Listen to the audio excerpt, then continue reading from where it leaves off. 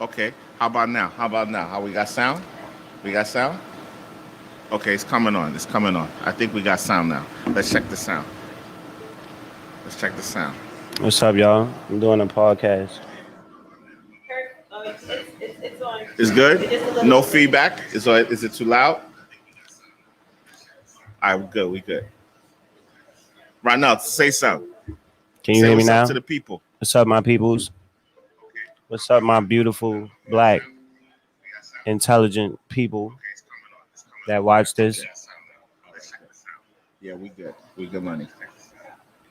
So, like I was saying before, I come from a lot of variety of backgrounds from Hmm. Nigeria, from America, Bronx, Brooklyn, DC, Virginia. I'm all over the place. Yeah.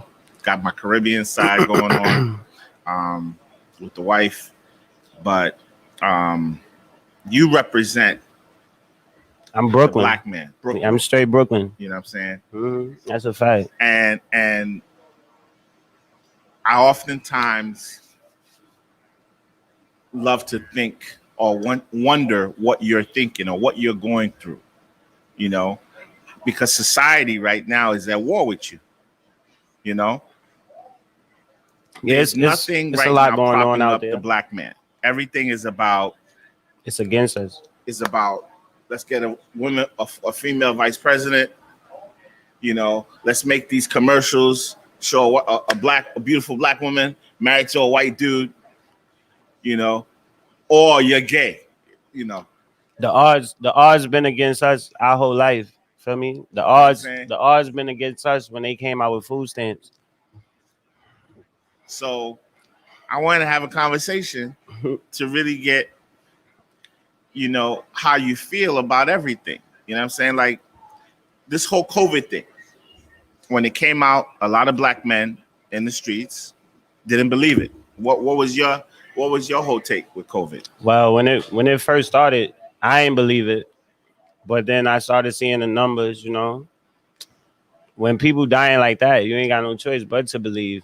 And then when I started meeting people that had deaths in their life with the COVID. So I started believing after that.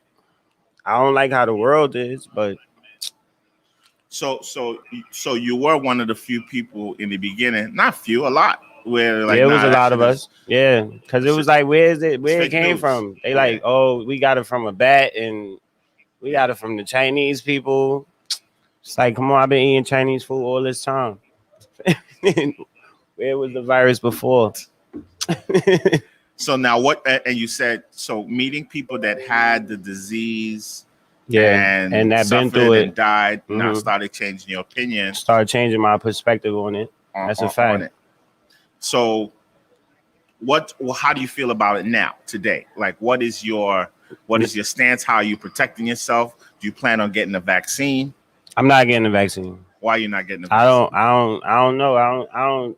I don't like it. They have videos on the thing with them getting fake needles and stuff. Come on, man. They just trying to. It's like this. It's this simple. How can they come out with a vaccine of a virus that they just came out with, but we got HIV, AIDS, and cancer, and they don't got no They have vaccine nothing for about those? that, right? That don't make no sense. Something don't Something is smell up. right. Something is don't up. smell right. I'm not taking a vaccine that took a year from them to make, but you can't cure cancer or nothing. That make no sense. Okay. So the vaccine is out So of. now let me ask you, what do you think the agenda is? I think why I are think they trying to asking- martial laws, keep us in the house, Why? so they could control us in some type of way, some type of form. They want to control us some type of way. I don't know We yet. ain't figured it out Yeah, yet. I didn't figure it out, but But it's definitely about I agree with you. Yeah. I think definitely this is about control. It's about us not having the freedom to do what we want to do. It's about Mhm. people making decisions on how to keep us in line. yeah, You know that's I'm what saying? they trying to do You know, with this. you Stay in the house. Stay in the and house. You can't go out past Then 10. You yeah, can't and go then out it's past curfews on the trains. Absolutely. Like, come Absolutely. on. Absolutely. So they really trying to control us in a way, but we don't really know why. It's no why right now. I guess this is like the new world order that that they've been talking about all these years. I just mind my business, Mr. B. Well, let me ask you this: how do you deal with it in terms of dating? Like, does it cross your mind when you see a woman, when you see a nice looking lady, you want to talk to her? Does it matter if she has a mask on? Does you know what? How does it affect your? All right, the dating part of that, it's like this. Like, I feel like the mask did something good. Feel me? Because now you're not looking at them based on how they look. You gonna talk to the person and look at their eyes before anything. So I feel like it's more of a connection. If you think about it, it's more of a connection than you being like, oh, he ugly, or I mean, because once you take out the mask, you don't know, but you probably would have liked that person if the mask never came off. You feel me? True. So I feel like y'all get more in tune with the mask on. Like people get to know people more with the mask on. Let me ask you another question. Now, you smoke weed, right? Yeah, that's Okay. How has COVID affected that socialization? Yeah, I stopped. I've never smoked. I mean, people smoke, and I know y'all pass it around. Yeah. So how has that affected? Yeah, that's it's slow for that. Like you can't smoke with everybody now. But y'all still pass. Yeah, we pass sometimes. It'd be a smaller crew. Yeah, it's smaller. I mean, if I want to feel nice, yeah, I'd be like, yeah, you can hit this, but that's not but all no the more time. like ciphers of everybody hitting it. No. That's dead. Because we got to worry about more than COVID. We don't know what these people be doing with their mouth. But that was before COVID. I'm saying, yeah, but even before that, it. I wasn't out there smoking like that. Not with groups of people.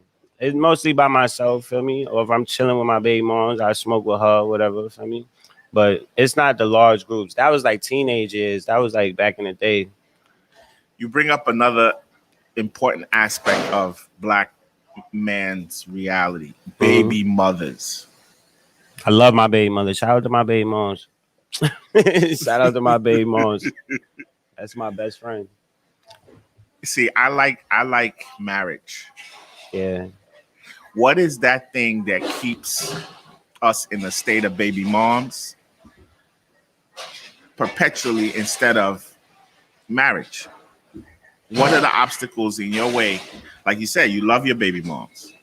So how come she's not your wife? It seems like we're fascinated. We're caught up in a baby mom reality. That's a deep one. I don't know. Like me. I mean, I ain't gonna say I don't believe in marriage, but me and my baby mom's been through too much. I don't think we ready for that type of life. What do you think? What do you think marriage brings? Yeah. That's what I'm how saying. is marriage different than if y'all been through a lot? We've been through a lot. Married, you're not gonna. It's gonna be more on top of that, baby. And then I feel like marriage is like ownership in a way. Like you own me now. Like no, I don't want to be owned. That's not what marriage is. It's like if you don't do what I say, we're gonna get a divorce. Like no, like okay. So how does it work now with your baby mom? So like me and her, if you don't do what she say now, I just leave.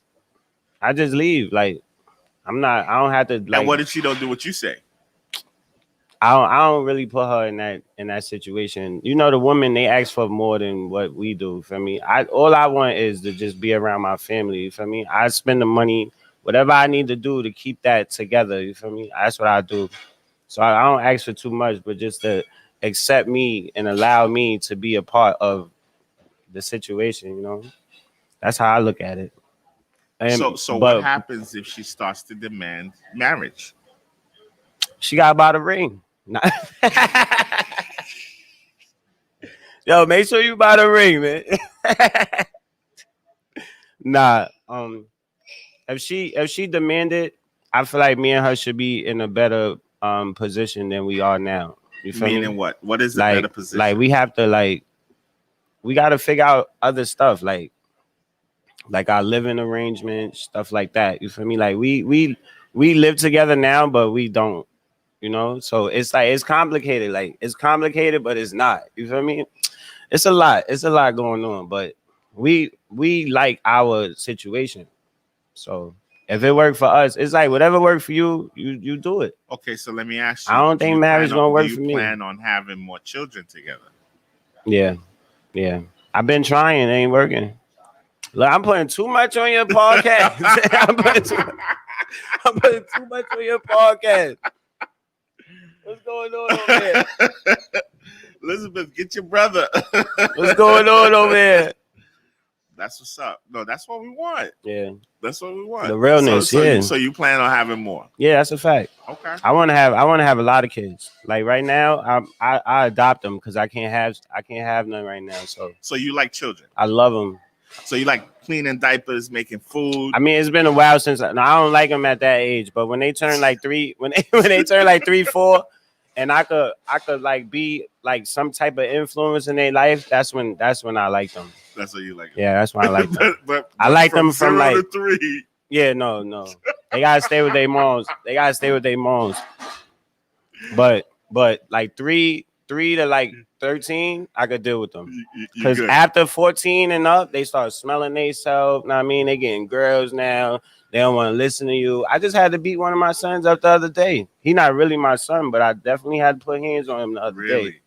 Because he when you get that age, they start smelling themselves. I mean, he at that age. But he feel like can't nobody touch him. Now, why do you think that happens? Is it do you think some of that is because they are not disciplined growing up, or nobody's there to discipline growing up? I think like the parents is getting soft now. Like I feel like parents is more focused on their life than their kids' life.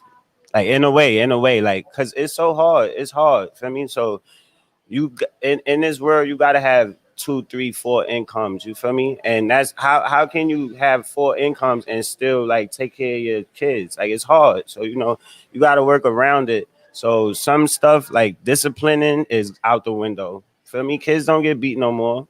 It's a lot of stuff that changed that I used to get hit for, back in the day. I used to get my ass whipped every Friday. These kids don't get touched. They don't get touched. Why every Friday? The Fridays was just I guess I was hyped. I guess I was hyped that the weekend was there, but fuck around. Sorry. Can I you can do whatever you want. Messing around. I mean, I get in trouble on Friday and can't go out on the weekend. I be out the window like this. So nowadays, kids are not being disciplined. Yeah, they not being disciplined. They not being disciplined. And then when they turn, a problem? Yeah, I think that's a huge problem. Because when they turn 16, 17, and they've been outside in them streets, now they toting guns and stuff. I mean, and people get shot. Now let's get to that. During the summertime, there was a rash of violence in the streets. Yeah, I was a part of it. Let's talk about that. Why is it? First of all, what are we fighting for? I think the gangs is coming back up now. The what? The gangs. Like they got new gangs nowadays. It's not Blood and Crip no more. It's like Wu and Cho and those other stuff. And the kids, they love it. They grasping on it, soaking it up. What are these gangs offering these kids? Nothing. Same thing they was doing last time. They still fighting for colors and stuff, respect, stuff like that. And it's been a lot of gun violence out here for no reason. Feel me? And these is little kids. And that's what these I'm saying. Kids. Like, is it a money thing? I don't think it was a money thing because they was giving that out this year. They was giving that out. They was definitely. Who was giving it out? Donald Trump. Shout out to Donald Trump. Shout out to my man Donald Trump. He was giving that money out. For me, he's still fighting for our 2000 right now. I'm waiting for that. Yo, Donald. Holla at me. This is amazing. So that's the general consensus that people felt like, they giving money away. They was giving the money out, and I think it allowed people to buy like stuff that they didn't even really need. Join it, eBay. Join. Hot mic over there, eBay. Hot mic. Grab a seat. Okay, I won't ask you no questions. Just join the party. So it wasn't a money thing. It wasn't a money thing. Everybody had money, so they was spending their money on dumb stuff. That's why I think Like instead of buying groceries and stuff, they was buying guns and stuff. That's why I think. Okay, let me ask you a question. Where do I buy a gun at? I have no idea, but I'm sure you could find somebody in the projects that got one in their closet or something that they want to get off. Feel me? Bro, you gotta take that down. We can't hear you. Yeah, I wouldn't know because I ain't never told no guns before. I ain't never told no guns. He's smart. Listen. Yeah, I My be around the resident gang. black man is smart enough. That's a know fact. I what be he's around gonna the gang say members and on stuff. the podcast and what he's not gonna say. But we still gonna ask the questions regardless. Mm. And you take what you're gonna take from it. You know what I'm saying? That's a fact.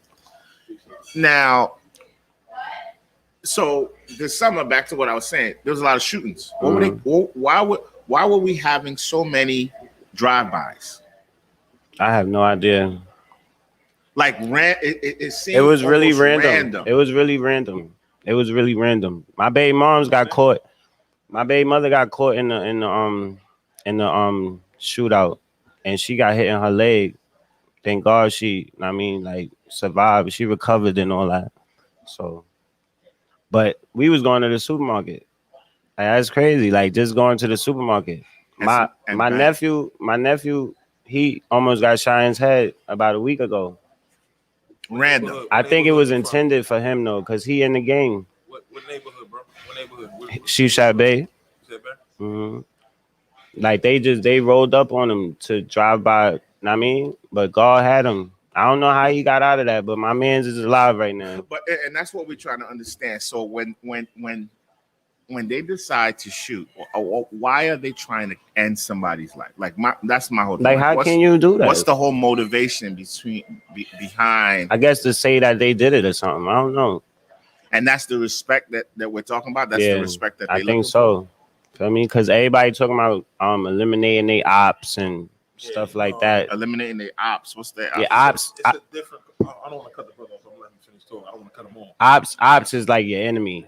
But they call it ops now. They call them ops. So it's like it's like kind of when you say ops, it remind me of like Resident Evil, like a video game. Mm-hmm, mm-hmm. So this is taking the video game to the streets, to making it now reality. To the streets. Yeah, it's a different culture now. I don't know if I'm on, but you on? Okay, it's a different culture now that we in. Go on Facebook, you can see yourself. Listen, y'all, I wasn't prepared for that. I just came to say what's up. That's what we do. You just throw them in there. So I'm in here, but I mean, we're in a different culture now. Everything with these kids, like me and my boys were just hanging out the other day, and we were just saying how we gained our friendships was from when we was out. Interaction. Mm-hmm. We was out. My boys who I grew up with now, my friends 20 plus years, is because we interact with each other. We became friends from school, hanging out. Yeah.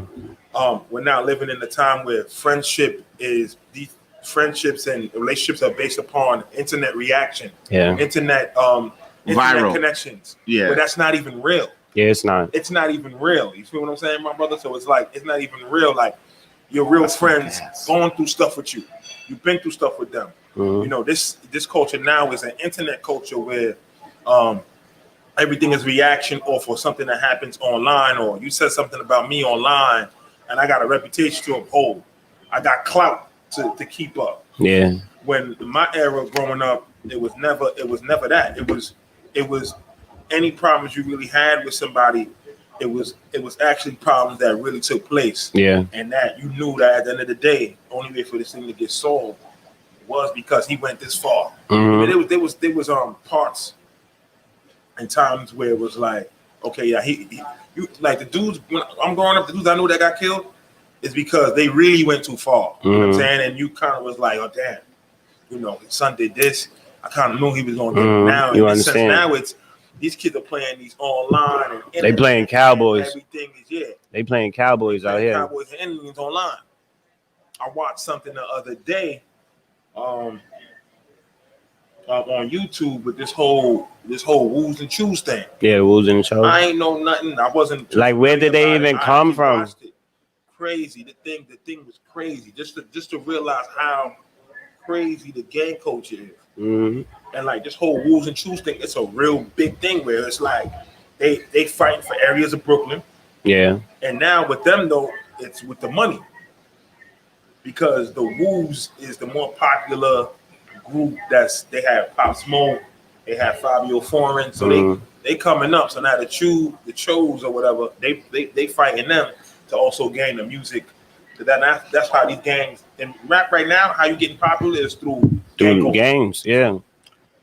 Shout out my brother Chase Baker, who's a dope MC, but doesn't get the wasn't even dirt because he's not associated with no gangs or nothing like that. But in New York, that's how it is now. So if you want to get on, you have to be gang affiliated. So to get your credibility, to get your fans, you join into a gang. Yeah. So when you blow, they're all gonna support you. Hence what happened to Tekashi 69. Y'all ever get a chance, watch the saga of Danny Hernandez on Hulu. Oh, it's on Hulu, Crazy. yeah. I ain't watched it yet. The kid is a genius, man. Yeah, but he is. Took it too far. Yeah. The kid is a marketing genius. He started out like a little kid in the neighborhood. He was broke. He got with some guys that was doing like, they were doing shows. They were rapping guys. So he seen it, how they were doing it, and he said, "Yo, I want to be a rapper too. I want to rap too." That's how he started out. So now he started creating his own but he started doing clothing. He started wearing clothing that was like unorthodox, like clothes talking about I like to eat pussy. I like to just to draw attention to himself. So he did that. He gained his followers. That's how this kid is so big online because he already had followers that was messing with him before. Then now what happens now is he gets into the music game. He wasn't really getting nowhere in the music game. He was in there. And then he just said to himself, like, I gotta attach myself to the kid. This kid came up with everything. I don't even know about the Tekashi 69. This kid was smart enough for him. So I gotta attach myself to a gang in order for me to blow up, to get to that, to climb that level. Did. So he find these people that were in the gang. He attached himself to them. He used that gang clout to do that record, which was Gummo, and he blew up off that one record. That's the thing with this. Once it goes viral with these people, with this world we're living in, you take off. And internet is faster than real life, bro. Yeah. So like you become a fan and all over the world. People don't even know. Yeah, all over the world. Yeah. All over the world. You're not ready for that. This is a small little kid from Bushwick. You don't know nothing about that. Got into that. Now he got into the game. So now, at first he was riding the image, and then after he rode the image, he really had to. Now they're like, okay, you gonna be pay his dues. Yeah, he had to. So then that's what happened with these guys. They started to extort. Because we know you're not really you're not about that life, bro. We know you're a little Spanish kid from West Indies. That's how it is in the inner city. If you're not built for certain things, you're not built for it. But they see him getting all this money, so they was like, all right, you getting all this money, bro. Guess what? We gonna need you. We gonna need that. We gonna need this. We gonna need that. If you don't get us this, and that's what they started doing to him, and that's when they got out of hand. So this gang culture, and which is that's not how it started. Originally, they took it and made it a certain way, and they used it for hip hop, and now it's all negative. Yeah, it's all negative. It's all negative. Yeah, so I heard. It's all negative. Mike, hold on 1 second. Now keep going. Yeah. Yeah, the game's getting crazy, but I feel like everybody should just mind their business. Like that's the only way you're gonna survive this world is if you mind your business. Cause that gang stuff ain't getting you nowhere but shot. You know what I'm saying? Or in jail, about to do 46 years. Now, but now, guys. So like I was saying earlier, in the summertime we had all this violence, right? It's calmed down now. What happened? What do you think happened? It got cold. You got cold? Yeah, it got cold. Nobody want to be outside no more. Everybody in the house. So it's literally just because the temperature rose. Maybe a couple of stimulus checks. We only got one. Also, the money ran out too. The money ran out. Money ran out. That's what's really going to cause crime. 100%. We ain't got no money. No. I'm saying he's saying that in the summertime there was a lot of money. It was a lot. It was like every day somebody was getting shot. There was a lot of money. Somebody was getting shot. But the that got cut off around August, September. Yeah. And these shootings have also cut down. Yeah, it cut down. It got quiet out here. I mean, there are a lot of things going on. You had the protests going on. You had Black Lives Matter. You had a lot of riots. It was going so strong. I remember when I first came. Everything is dead. Crazy. So it's like dead now. They were kind of running with each other. You had a lot of activity in the streets. Now everything's a little calmed down. So what's happening now? What's going on? I think maybe What's the hottest thing right now in Brooklyn? I think maybe people started going back to work and stuff. Like it's not like people not really outside now because they gotta fix their life. For me, their life was so messed up. This pandemic stuff, you gotta get it back. You gotta get it back. For me, so that's probably what they. I think the system eventually. That's the thing. Eventually, we end up going back on the wheel. All of us. They don't care how reckless, how radical we are, because all we know is that wheel. So most of us, at the end of the day, gets back on that wheel regardless, because that's how we were taught. So I think initially, yeah, with Black Lives, but I think we eventually like, okay, I gotta pay bills again. You know what I'm saying? I gotta, rent's due. So I think we have people that have that mentality, and really do want to see the change, but change starts financially. Unfortunately, we forget that's probably the most important tool. It's financial. Speaking about Black Lives Matter, like make change. I'm sorry to say that, but we have to have money to make change. eBay. Speaking about Black Lives Matter, what does Black Lives Matter mean to you specifically? Like, when we say BLM, what does that mean to you? And do you think, and then how is it impacting you? Truth be told, I dig a little deeper probably than most people, because whenever you see something getting so popularized and something that's being pushed in front of us, I always ask who put it there. I still don't know up to this day who. I meant to look it up. I kind of wanted to find out who popularized the phrase of Black Lives Matter, because it's funny to me. They say Black Lives Matter, and you see people of color, but you don't really find out where's the origin. And to me, when I'm seeing all these hashtags, it's even to the point when the shootings were happening, you would go on Lyft, and Lyft would send you a message, yeah, we support Black Lives. Black Lives Matter. Lyft, you're a company. What do you know about Black Lives? You see what I mean? So, like, when I see something that's being so generally used, to me, that's saying, this is me personally, this is my theory, Facebook. I think that Big Brother threw that Black Lives out there for us to snatch it up, give us something to believe in, and we ran with it. But we don't necessarily know who's behind it or who's supporting the Black Lives Matter movement. Up to this day, I still don't know. So I don't necessarily say to myself, Black Lives, Black Lives. I mean, I shouldn't even have to be told that it mattered. I'm a black man that grew up in. That's a fact. We all human beings. Whether or not somebody want to tell me that it matters or not, I know mine matter. I make a difference. Right now, what my friends and family. What do you say to that? What is the significance of Black Lives Matter? Like, what does that mean? Anything at all to you? I feel like we just wanted to be heard. Like, we want to be heard. So we trying to let people know, like, because we've been getting killed a lot. Feel me? And they don't even hesitate. They just do it. So I feel like when people say Black Lives Matter, it's just to let people know, like we matter too. You feel me? Like, now, but so you support the movement? Yeah, I mean, if they not like trying to, like.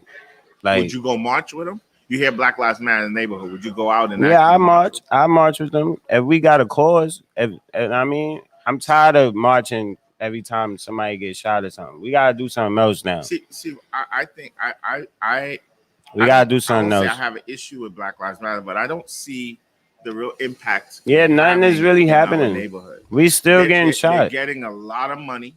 Yeah, a lot. They're getting a lot, millions and billions and trillions, but I don't really see. Yeah, I don't see anything coming out of all this money that they're making, and I don't see the outreach to you, to the black man in the community. I don't see the outreach to discuss, to work up on solutions, to talk about what's happening. I don't see a plan, so I'm not feeling it.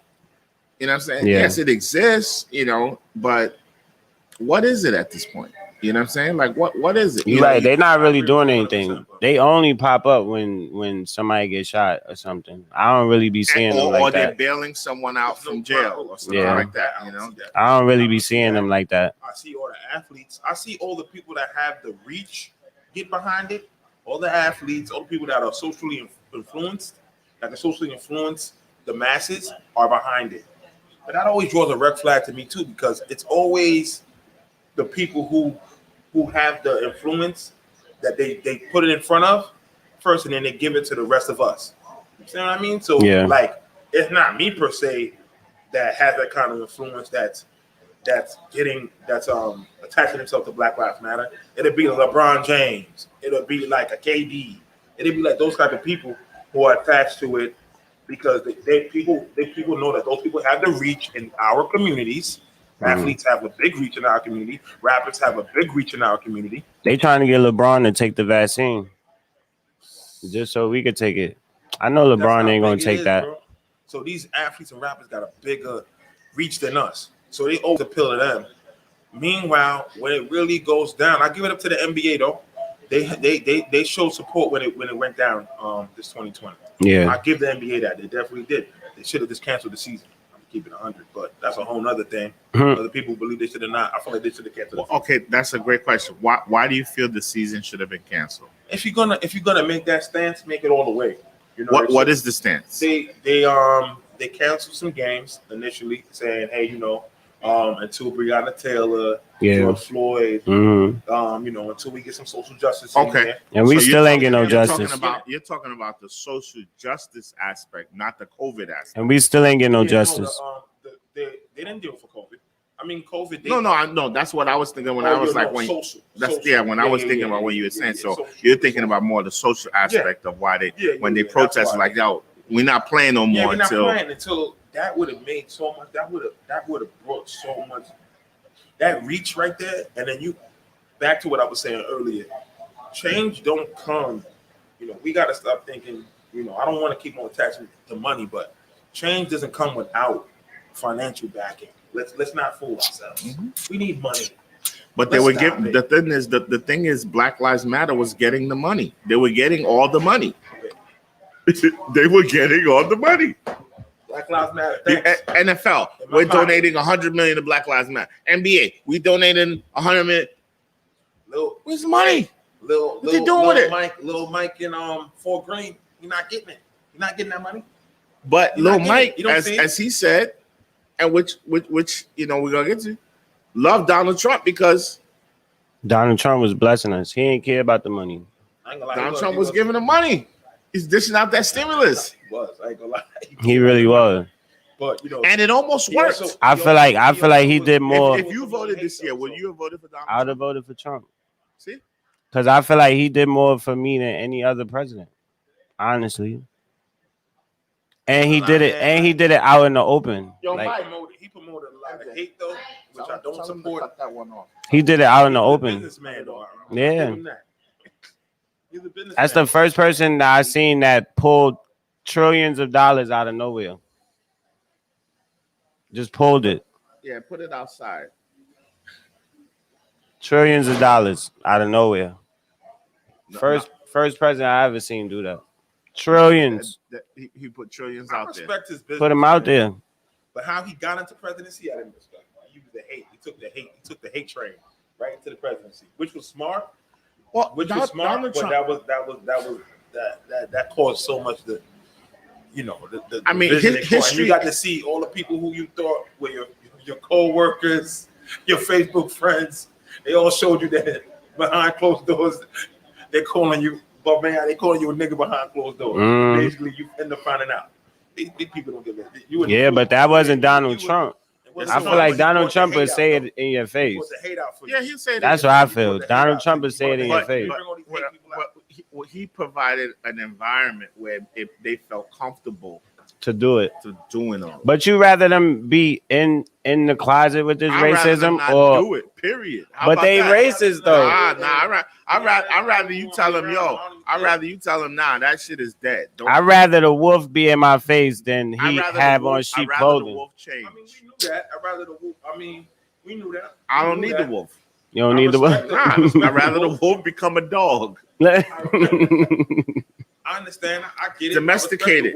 Like we don't see. That's the whole thing. We don't need people to continue to be, because that's a threat to us. We as black men, all of this craziness it really boils down to one thing: their dislike for black men. That's what this all is about.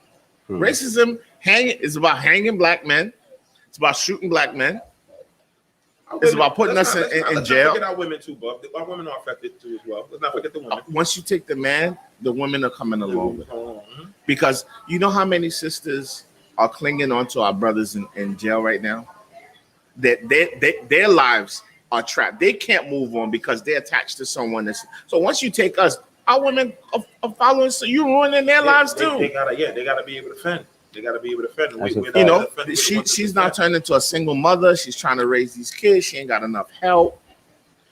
Her dreams, she has to defer her dreams. So we've been under attack. So that's what I'm saying. Like, I don't need to, whether it's in my face or not, I just don't want them being racist. I don't want them trying to kill me. How about that? I don't want you trying to kill me. Leave me the fuck alone. All because of one thing, Bubby. This here Exactly. is our power. This is the thing that leave me alone. people of color, if we understand how powerful this thing is, that's the reason why they hate us. It's simply because of this. Because this is, you ever realize we can stand in the sun? You ever go stand in front of the sun and we take, that's energy. And that's nature. You know, a black man can literally go, any black person can go stand in front of the sun, and the sun, and you ever notice, the sun embraces us. That's how powerful we are, bro. That's why they hate us, because that sun, we can stand in front of it, and it gives us energy. What happens to someone who's vitamin D deficient? They are more prone to what? COVID. That's one thing we've learned. If you sit in the house all day and don't get your vitamin D, your vitamin D deficiency increases. You're more susceptible to die from COVID. Hence, and what are they telling people to do? Stay in the house. Stay in the house. Stay in the house. Don't go out there and get no sun. Don't go out there and do anything. Trying to control us. Bro. You know what I'm saying? Telling us that. Same thing with your breathing. You wear this thing all day. I'm not saying you shouldn't wear a mask, but it changes the breathing. It ain't easy. You're not taking in as much oxygen as you should. That's a fact. What you breathing out, you taking back in. That's the whole point of breathing. You're supposed to be able to breathe it out, get what's coming out, and then you take it in new air. That's a fact. So literally, I'll keep a mask on to keep on breathing the same air that I'm kicking out. Brother, we've been lied to. And then don't let your breath stink. Brother, we've been bamboozled. Don't let your breath stink. I learned so much in my life from being out of school. People think, oh, school, I got educated. You got their education. The most I've learned is from being out of school.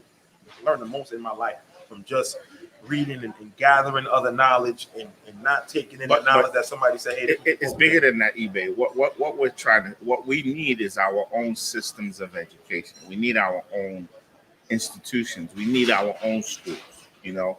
So you want to segregate it again? I was proud to teach. I taught at an Afrocentric school coming out of college. You know, Baba Ajay, God bless his soul, in DC.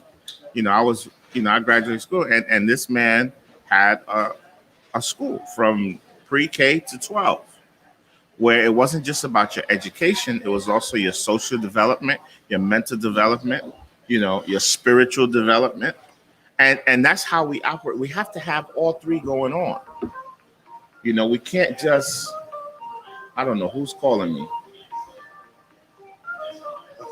That's the boys. Yeah. So, you know, we have to have all of these things going on. Huh? That's the boys. They're like, yo, y'all having too much. Y'all building over here. You know, we too woke over here. But there isn't enough emphasis. You know, there's not enough emphasis. When we get rich, when we make it, when we make our money, black men don't build. We're not into nation building. And this is a problem. We don't look at the world as us being a part of this group of people. We're living as individuals. I'm gonna get my money, I'm gonna build my house, build my car, and I'm good. Instead of investing in institutions that develop our community, our society. Correct. I mean, look at all the money these athletes are making. All the money. Cats are making $50 million a year. You're telling me these guys can't get together and put a fund? I think it's something. You're telling me they can't put $100 million fund together to help small black businesses during this epidemic? of I their believe own they money can. or money that venture capitalists or investors that, or they could even fundraise and get it. You talk, they don't even think like that. They don't. We're not even on their vibration. I think I don't know. They'd rather do this. I'm gonna give $5,000 out to. It's once again, it's about me. It's about bringing attention to them. It's not about let's do something meaningful for our people. Let's come together and put this $100 million fund to save our businesses. Because what's happening is COVID is destabilizing. This is basically Tulsa all over again. You're taking black businesses and you're destroying them. You're ending them in the name of COVID, in the name of safety, in the name of this disease. It's not Ebola. You don't. Your skin don't start crawling off, or I mean, it's not what people think. That's all. That's what I will say. I've had it. I know what it gives you. It's not easy, but I know so many of us that have gone through it and have survived it. Where we went wrong was when we believed in the ventilators, when we allowed them to send us to the hospitals and get on them goddamn ventilators. And so many of us did not need it or did not need to go on it. And that's why so many people died.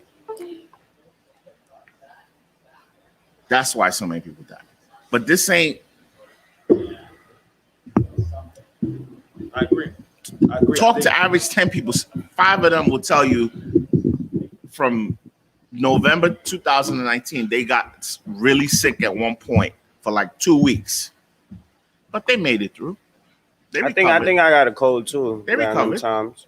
Yeah, I think you're right. I don't But think in I the was process, sick. what are we doing? We're giving up our freedoms. We're giving up our liberties. We're giving up our businesses. They're shutting us down. We can't travel. Yo, I saw a family. They can't touch your mom. Oh, you can't. I wish my mom was alive. 100%. I wish my father was around. 100%. It's a fact. 100%. People scared to go see their parents. They got into people's minds. And listen, I'm not being. Listen, I don't want to be disrespectful to anybody. What everyone does is their own. But it's insane to me. It's crazy to me that because of something out there, I'm gonna stay 6 feet apart from my mom's, my dad. You're right, I don't bro. have enough whatever to understand how this shit works. If my temperature ain't 99.5, if I don't have a sore throat, if I'm not sick, I don't know. They is changing a I'm not lot of doing people's that. lives though. It's messing up a lot of people's lives. it's turned us into, it's laughable what we're doing because of it, and it's just not cute. And someone is telling you, I don't like being manipulated. We're being manipulated. That's the problem. This is manipulation. This isn't. They don't. Do you really think they care about our lives? Do you really think they care about us? They Do you would've been- really think they want to save us? I feel like they When a would've black been man harder. get killed dead in the street, they start bringing up whether Black he on sold black drugs or crime. not, Mhm. his background. Black So you on really black think they crime. care about our lives that bad? That they want to protect us from COVID? And we sop it up like soup. We sop up this propaganda. Black people love sopping up some propaganda, boy. They sop it up. Especially from someone who already never had the best. They sop it up like soup. Right. I have friends that ain't seen nobody all year. Hell no. They've been in their house all year with their kids. Hey, listen, to each his own. I'm not being Nah, that's disrespectful. crazy. I'm just yo. You speaking my you gotta opinion. Get out. That You is gotta- crazy. You gotta get out. You know what you do to your immune system? When That you is don't crazy. Get out and you don't be active. You literally. What are we becoming? What are we turning into? What are we allowing them to do to us? Right, brother. People are always going to get sick. People are always going to die. You can't be afraid of any of that That shit. you can't control anyway. You can't even control it when it's coming for you. You can't. We all going to die. 100%, brother. I'm not saying go out there and being reckless, but yo, life is here for the living. You're going to die anyway. You just let someone take a whole year out of your life and throw it in the garbage. You sit at home getting fat, becoming High diabetic, blood pressure, everything. becoming all the diabetic time, and vitamin what's D the name? deficient. And now all the people that's in, then now I'm probably gonna say this, not likely, but so now you got so now you got to really deal with your kids and your wife now. Like you got to really know like this is the marriage you wanted to be in, because now you dealing with this COVID. You got to come home if you in the house every day. You dealing with your loved ones. You have to deal with them. So all that other It probably made it stronger. Yeah, it's supposed to be. You either No, learn, it made a lot of either families learn- stronger, but that gotta you get should not be stronger, forced. Or this ain't for me. You had to learn either one of those. You Yo, should Liz. not be forced. You can put this on charger. Me, one of the things me and my family love to do is go out to eat. I never stopped. He's I never. If I had to go to another state, we went to another state. That's how we enjoy our time. We like going to different restaurants, eating different food, drinking different drinks, seeing different people, enjoying our lives. I'm not sitting at home on my couch watching Netflix 24/7. Couldn't do it. Scared I of did the COVID. First couple months, and then, bro, I just said I can't do it. I bought a bike, and I just started working out. I had to get a routine. Another thing that the COVID does to you, it takes you away from routine. So people's routines is off. So now COVID did a few things. It took you away from your routine, which could also be a good thing because it can shift your mind to start doing something different. Because if you were just used to getting up, I have my job, I'm working the 9 to 5, and things are great for me. Guess what? With COVID, you couldn't do that. So now you had to say to yourself, wow, how can I find ways to make income without having to work a quote unquote 9 to 5? That should have been a lot of people's shit. Mm-hmm. You know what? Okay, there's different ways to make this internet. I learned this internet, if used correctly, you can make a shitload of money. Yeah, I know a lot of people who started businesses eBay, this how year. can we do anything when we don't have an agenda? I've been saying the black man needs an agenda. We need a purpose. We need a reason. I feel to we do what learning. all this time we could have been at home building something, Yeah. but we ain't building shit. Yeah. We ain't doing nothing. Cats just waiting for the next versus battle, next TikTok challenge. But you gotta understand, we just really started getting our rights. Like Martin Luther King was 60 years ago. Let's not forget that. That was 60 years ago, guys. Get to another topic. Tell me your view of Africans. Don't listen. I'm your boss and all, but don't. What do you don't be mean, like afraid. Africans? Yes, Like because one of the things right now is this whole thing with the people, black people, Mhm. saying they have nothing to do with Africa. Like, I would like to go. no. I'm just saying, heritage-wise, culturally-wise. I feel like everybody I think everybody. In fact, hold on. They're in fact against, there'll be a movie coming out and be a lady that her parents were Nigerian and her mother was from something, and she's playing a black person, right? Like Rosa Parks. And black people are like, oh, why is this African playing Rosa Parks? Why can a black person get that job? I don't think so. So No. This is real. This is No, real. the realest thing I heard was this European thing that's about to come out, and they got a white lady cast as one of the Cleopatra. Europeans. That's different. Now I'm talking about the hatred that's going on between black folks and everyone else. So if you Caribbean, if you African, we don't like you. You're an immigrant. They call us immigrants. Tribalism. They call us black immigrants. Tribalism. This is So, not. I'm This just- is. This No, is no, not I'm fair. saying I'm the you only personally, American in but here. you feel that you feel that in the neighborhood. No, I feel like it's like this, right? So when it comes to like the Africans, I feel like my American people, they got their perspective on what a African was based on the commercials that we used to see back in the day. When we had to give them 90 cents for the kids and stuff. But the whole time, 13 cents a day? yeah, it was something like that. But the whole time, and then they showing kids eating dirt and stuff. So in your head, you like, wow, like this is Africa. But then we don't know about what is it called, Legos. Legos. We don't know about them places where they got mansions and those other stuff. We don't know about So them the places. perception of Africa was something. It was the poor. commercials. It was poor. It When you wasn't wake up it 3 wasn't o'clock in the nothing you wanna morning, be associated Look, with. when you wake up 3 o'clock in the morning, You have, you they got have that flies in damn- their eyes. oh my God, and you like this, yo, they still show that commercial to this day. So that There's so- no way that boy still look like that. There's no way. But that's how they get to. That's how the plant perspective these was. ideas But in our then, heads. so look, when the foreign people come here, y'all come here with a mindset of I am going to live the American dream. Feel me?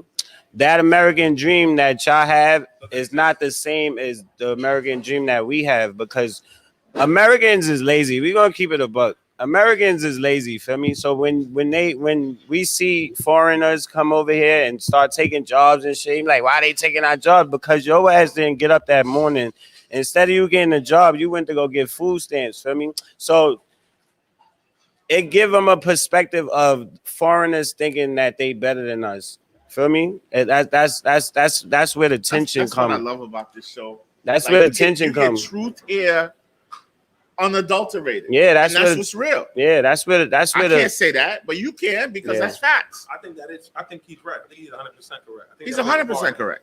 And I think I want him to let him finish, and I'm gonna give my. Yeah, they come with the we're gonna get this money and we're gonna live this American dream and we're gonna do what we gotta do. And And y'all say step this on a couple feet, but it's all right. Before you say this, eBay, and I would say, and our approach as Africans is not always healthy either, Yeah. because we come on a super greedy capitalistic Like, I want it. vibration. Yeah, where I want it's it. like, yo, we taking everything. I want it. And we're trying to be Gucci'd out, and that's what I mean. Like, we don't have no concept of Pan-Africanism in that all we're doing is trying to make money to become as European as possible. That's a fact. I To- guess to it's wear the movies Gucci, y'all to wear had over Prada, there. to go buy that Benz, to go buy that big house, and do everything you see on television. Yeah. On MTV Cribs. You Mhm. want to be that. You're not doing all that to go make this money to go develop your community back Like home. Akon. Nah, you're not doing that. Akon did his thing. He got Akon City. Akon's all talk. Akon, Trust me. Don't. He all talk He's all for real. talk. Trust me. He don't have Wait, Akon listen, City. Wait till you see it. All right. All right. Listen, Akon's been here. I am not trying to, but one thing, that's another thing we do. I mean, talk a lot. We Mhm. talk a lot. We talk big. Yeah. Show it.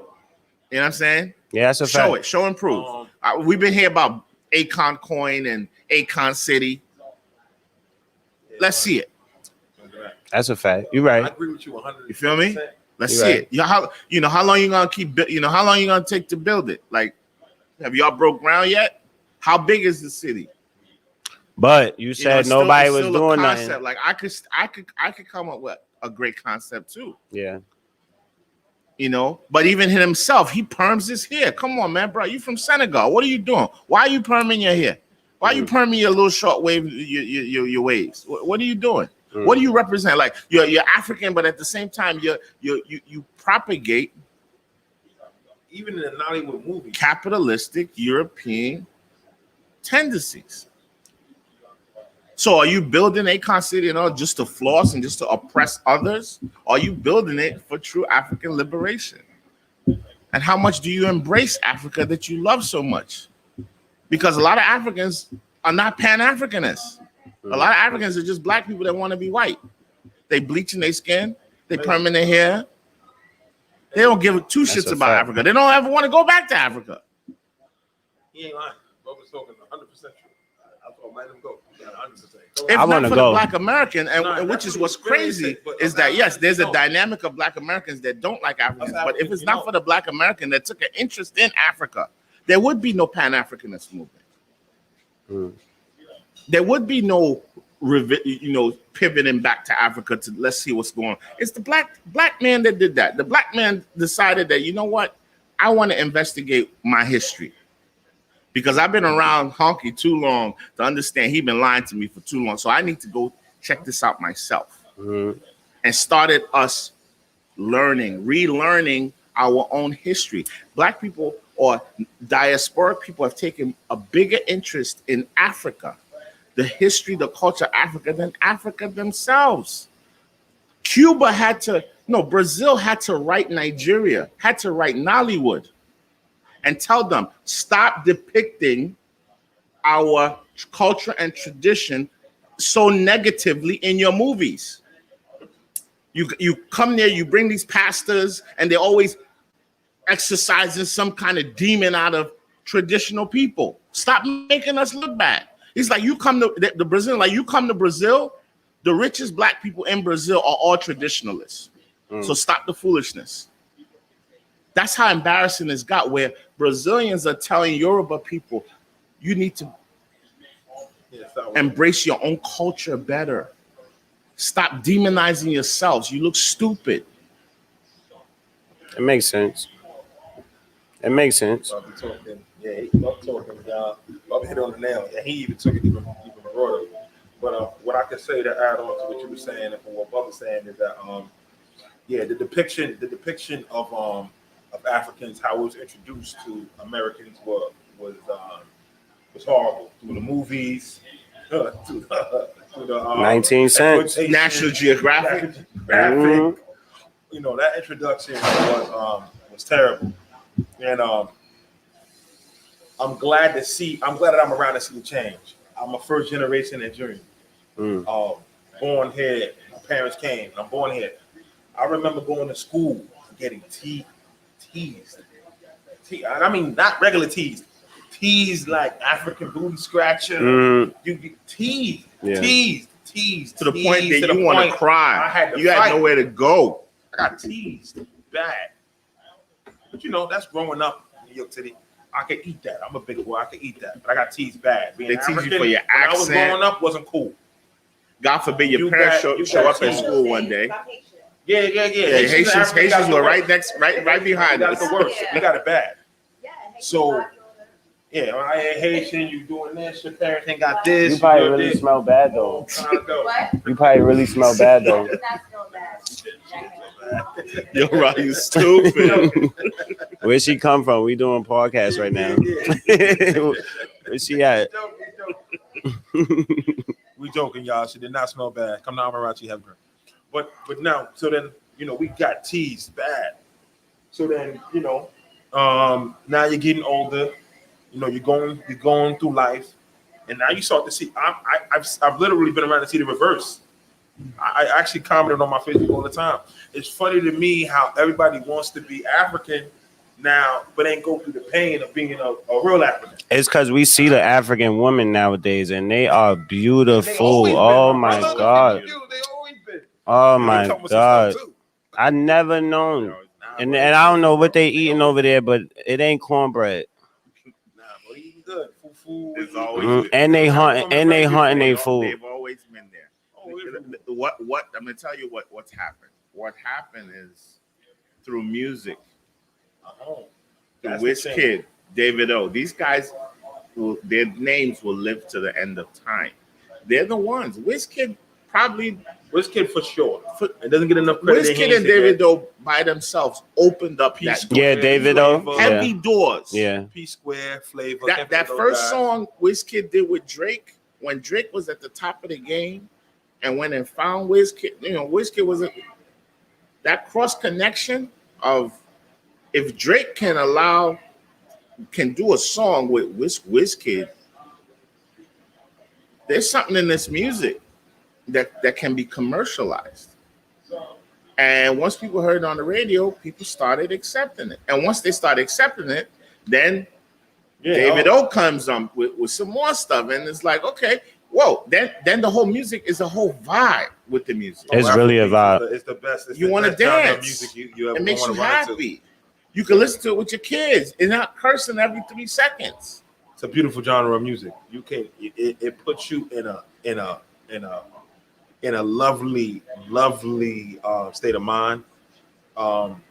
It's not negativity. It talks about how you should approach life. Shout out to Burna Boy, who's really my favorite. Oh, Burna Boy be Burna doing Boy his thing Personally, too. my favorite. And I think for us Nigerians who grew up to the older sound, Yeah. I appreciate Burna Boy because he brings that sound and he modernizes. He flipped He it. modernizes it to us that say, "Oh, I remember when my dad played that on Sundays yeah. in the house." And my dad had Burna the Boy record definitely and channels a played. lot of Fela. He channels a lot of that So that I appreciate street Burna Boy. music of Africa back in the day, the high life, the street, the vitality, you know. But Burna, his personality is crazy, you know, which kind of gets in the way of his music, I think. It I got to think the he point can where get they do drill in Africa now. They do drill rap in Doing Africa. drill. Listen, we can I get seen into a that video. drill.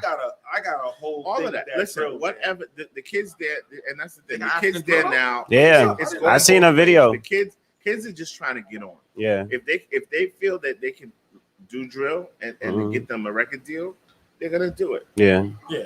That And the drill, biggest though, thing to show us is that we're just one people. Yeah. We But that cross drill, though, talent. It's the same people. They got drill now. I got feelings about that drill. For me, as someone who actually picked up the pen himself and writes and rap before, and to me, that drill is just like I like that the fact that it's something different, but I feel like the drill's a cheat. Yeah, it's cheating. Just throwing on a beat, and then the beat sound, then the bounce it. They're not really saying nothing. They not saying They nothing. don't say anything at all. They're not saying There's nothing. nothing I can take from you and say, okay, this is cool. They're not saying nothing on the drill. It's just a cheat It's just code a with way that to get same on. beat. The beats are catchy. Come to find out, the beats are from the UK. I never even knew that until I watched something the Yeah. other day. Yeah. The beats are from UK. The UK artists that's making these drill beats. Yep. And, these And once again, street- Drake is about Drake. Drake started rocking. He got on one and really tried to push it, but he don't sound good on it, so he got out of it. But he made it. He made it. He gave it a lot of attention. Mm. And now look at these look at these artists now, and they going crazy with it. Yo, listen, it's changing. These guys changing these guys' lives. But then look at the culture. This is the thing. Times have changed. Look at the culture with the drill. That's another thing I don't like. The culture with the drill is terrible. Horrible. The culture is drill music, Violence, I'm in a gang. I'm committing whatever crime. This is an op. This dude is from this. What's the name? It sound like Peter Piper pick a pepper. I'm doing this. I'm doing that, and that's the drill. That's the culture of the drill. Like drill's not even nothing where it's like that's the culture of the drill. Every dude that's involved in drill is gang affiliated. EBay, our problem right now is no one is willing to call out ourselves for our behavior. Bad behavior gets to run free, right? This is the world we live in right now. Donald Trump's 2020 America is your bad behavior. Rock on with it. No one is calling you out. You can do whatever you want. You can make a song and say 1,000 F words and 1,000 F bombs and have naked girls on there sticking bottles up their butt. And that's 15, 20 years of no ass whoopings. It's exactly OnlyFans, bro. And OnlyFans. Exactly. They make a lot of money off the OnlyFans too. That is link in my bio. Link in my bio, by the way. Link in my bio. It gets crazy. That's it. It gets OnlyFans. But it's unpoliced. Anybody could open up one. Cash App makes it easy for you. Anyone. I said send money. Send money. You know, but the problem is, what is this doing to our society? It's slowing us down. Ruining us. It's making us lazy. Real connection. There's no connections anymore. It's ruining our society. There's no real connections. There's no. Everything is based upon attention. Facebook's another one. Grown women on there drive me crazy on Facebook. I've never seen so many grown women females for attention. And I don't care who I offend by saying this. This is 100%. It's real stuff. I've never seen so many grown women on there posting a bunch of nonsense. Nonsense. I'm sorry, man. Oh yeah, I just woke up today. Did the picture on it. What's the name? Mom, what are you talking about? What's up with you? But you see, it goes two ways. Underneath the comments, thirsty. But look, I love you, eBay, baby. it goes two ways. Brothers are not marrying these women. No. That don't mean that you need attention like that. Like y'all two. Brothers like y'all two are not marrying these women. So what happens? They're selling. They're They're not showing their worth. listen, they don't understand what you guys are looking for. They think what y'all want are the big asses and the big titties. So that's why you're getting all the selfies showcasing what they have. They're saying, yo, hey, there's a guy there thinking of, trust me, there's a guy there thinking about, that's hoping, is watching what they're doing. They're trying to get that person's attention. And all the rest of y'all just along for the ride. Yeah, we just, You know what I'm saying? Y'all along for the ride. But this is my problem with OnlyFans, online, all that. So now, first of all, there's no exclusiveness. So you want my attention, but guess what? You just showed your ass to everybody. Everybody's seeing it. Exactly, and I don't want it now. So, yeah, I don't want it. So it ain't exclusive. And I don't want it. I paid the $3 on OnlyFans. He said, I paid the $3. But I don't want it no more. Right, I mean, I don't bought. want it because right now see the same tattoo I saw. Growing up, I seen it. The thing. You never wanted to be. I don't want That's that. the double standard, but it's the truth. You never wanted to be that dude walking around with the chick, you know, the whole squad that ran through it. You never wanted to be. That's that. a fact. You never wanted to be like, yeah, this is Brenda right here. Y'all better let me Brenda. Meanwhile, you know, Everybody know Brenda. My man here, everybody that had their turn. You never wanted that woman. So you never wanted that. So now they online posting all these pictures. It's not exclusive to me because Bub can comment. This guy can comment. This guy can inbox you. This guy can do that. So it's not for me. So you need to, if you really feel like that could work for you, you need to be in. But that's the thing with women, though, they're not as direct. So most of the time they're not gonna go. But you need to be in that guy's inbox, sending him those pictures. You know that could work better for you. And out of all three social media, that's why I love Twitter. Because if you really want to know someone, go on their Twitter page. Twitter is not about their pictures, not about what they look like, or what they say, about what they're saying. It's about what they tweeting. They got 114 characters to put in. You know what I'm saying? They got to frame their argument and put it in. So you really get to understand what you're working with on Twitter. And I admire so many people. But Facebook and Instagram is the worst because you don't have to say nothing. All you're doing is just showing pictures. Instagram, the next one, the one that's taking the cake is TikTok. Yeah, TikTok. That thing is brainless. TikTok, Brainless. Instagram. You Those are just pictures. Those are just showing you. Those are just selling sex. Facebook and it's selling images. Facebook is a little bit of both. You know, I'm gonna show you a little something. I'm gonna write a little something. You know, Facebook is. And then what happens with Instagram is like, oh, so now you start comparing your life. It makes you so now you're looking at yourself like, damn, this dude got a Wraith. This dude got a Bentley. This dude, what am I doing with myself? It makes you start analyzing how you living, and it makes you be like, I need to get like these people. So now it takes away from you. And now how you gonna get there? You gonna rob, cheat, or steal? All three. Niggas said all three. And fall in the trap. You know, it's hard. Create the balance. Facebook for me is more a family thing. Like I got my family on the Facebook. Instagram would be like to promote my business or something. That's what the Instagram would be about. Twitter, I never really had a Twitter. I don't got Twitter, but I never had a Twitter. I'm gonna take that advice. I'm a look. No, but that's a fact though. You made an excellent point about that. Yes, there are a lot of people using Instagram to promote their business. Yeah, it's for business. There's a lot of people that do that. It is, and then you gotta change your feed. And I commend that. I respect that. And what I realized with Instagram, what I started doing is you have control of your Instagram. Yeah. So change your feed. Yeah, dude, we all men. I ain't gonna lie. I follow the big booty. I be following them too. There's some joints on there like, oh my God, what the hell is this? And I double tap it because it's crazy. I'm a man. I've got red blood in my veins. My favorite is Provocateur. There's a one with BBW. It's crazy. You just like, oh my God, this woman real? Where the hell she at? But what I started to do is I started unfollowing like all the people who don't really like, if they're not influencers, the people that can like show you how to do some things, you should follow them. All the like stupid people that just come and want to follow you on Instagram, don't follow them. Because all of this is going to be a whole bunch of stuff. You just on the timeline. You don't even want to see. You should set up your Instagram where it's influencing you. Every time I hit it, I follow this guy called Minority Mindset on Instagram. It's an Indian guy, but he tells you so much about real estate.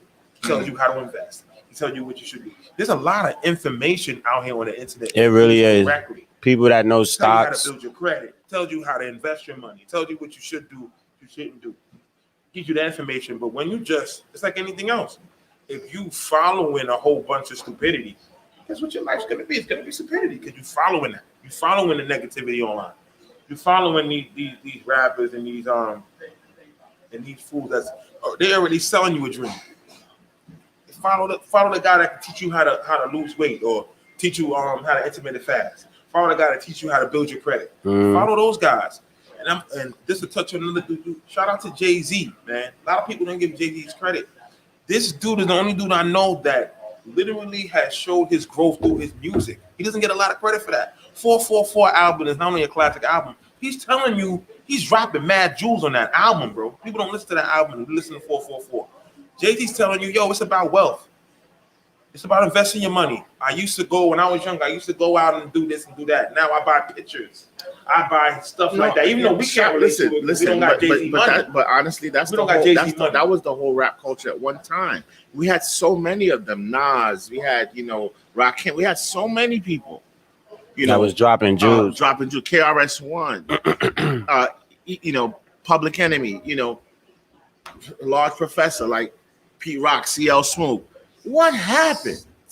These people seen them. It got commercial. Seen them was money in it. But even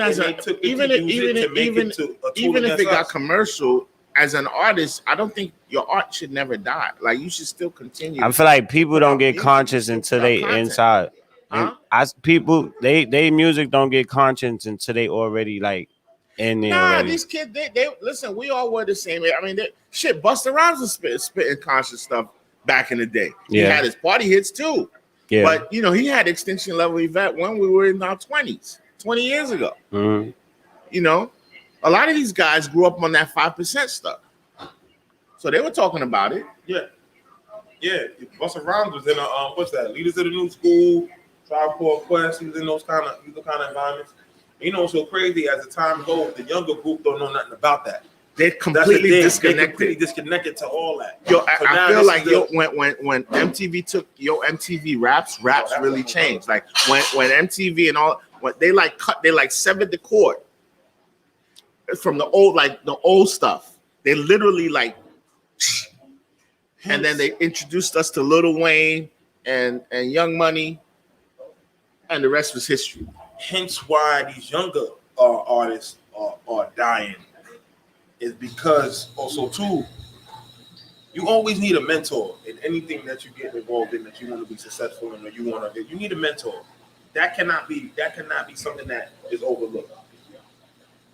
If you get into a business or you get into anything, you need somebody that can kind of tell you, hey, listen, these are kind of the guidelines of how you want to start this or how you want to do this. You always need that. So hence the point I'm making with these younger rappers. Hence Pop Smoke, for example.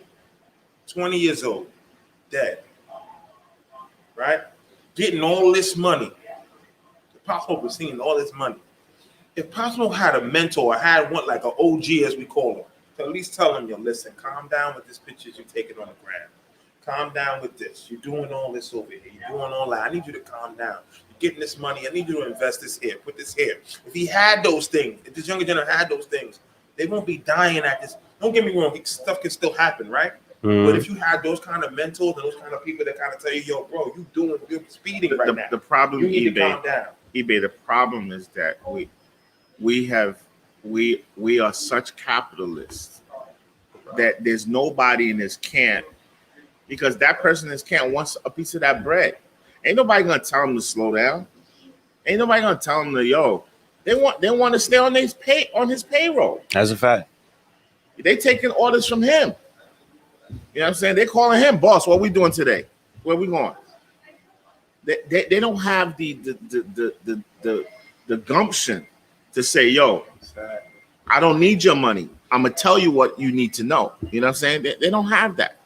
And that's this whole money thing that we on. And as black men, we gotta really chill. Like we gotta take a step back and understand what this money thing is doing to us. It's you're right, bub. You're right.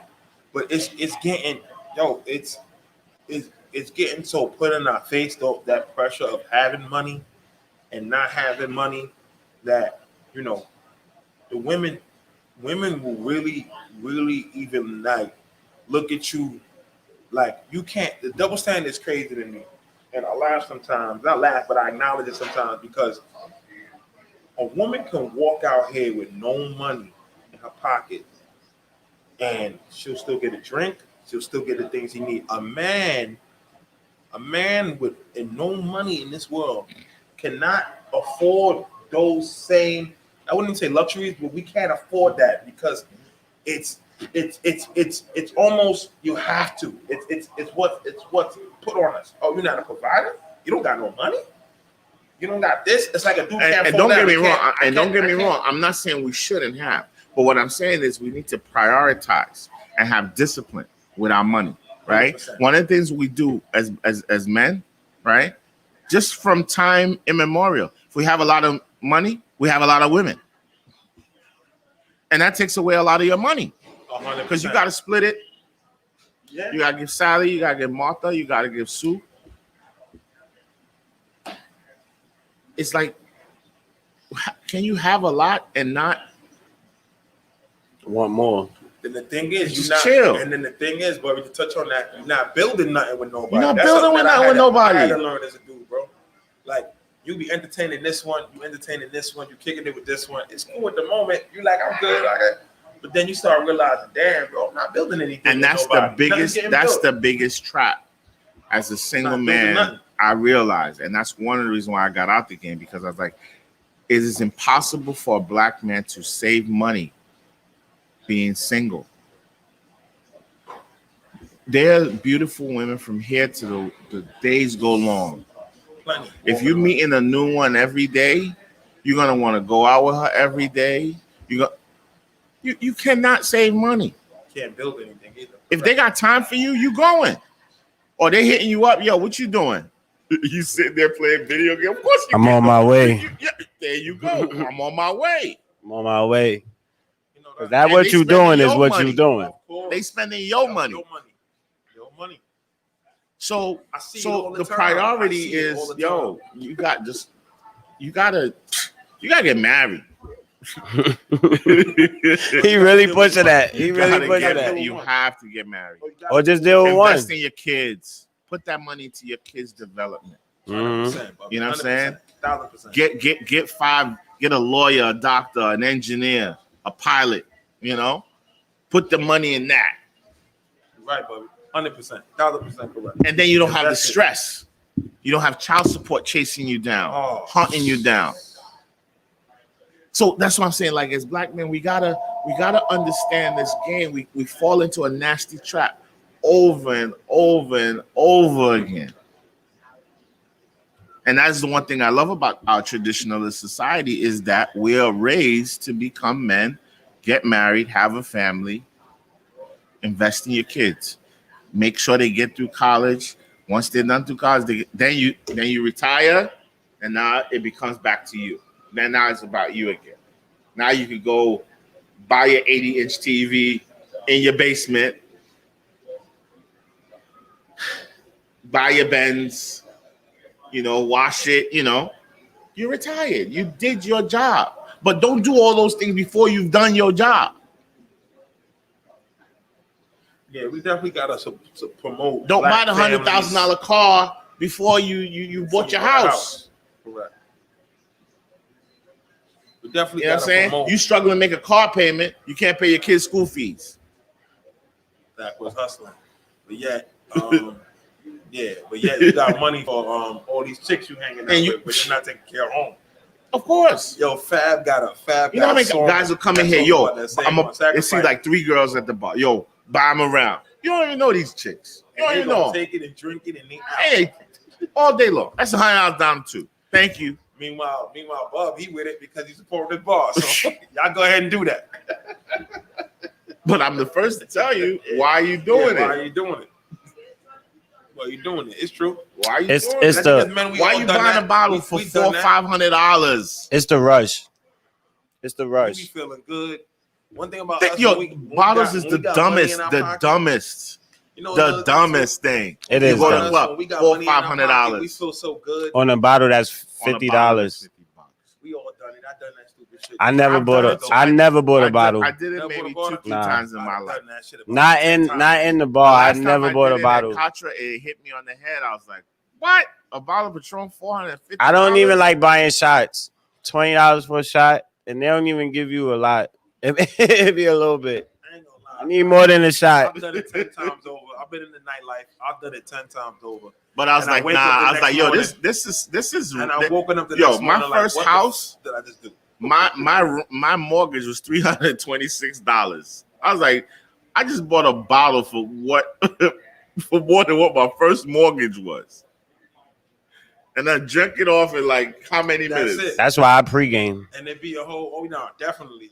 You gotta go to. You gotta go there drunk already. You definitely got to. So you probably buy one shot. The bottle is like the whole look. That's the whole thing about the bottle. Oh, yeah, You got the yeah. Section. You got the And table. why do we do it? And why do we do it? Why do we do it? Exactly. I feel like Oh, bottles for dudes ain't We got do no it to bring attention. gonna lie. We I do used it. to- I'm a He Barbie. said- we do it so Barbie can. He said can bottle see for niggas he ain't got no money. game. This is my OC right here. Put a lot of work in this bar right here. Put a lot of work here. A lot of work here. I did. I feel like tables is for dudes that ain't got no game.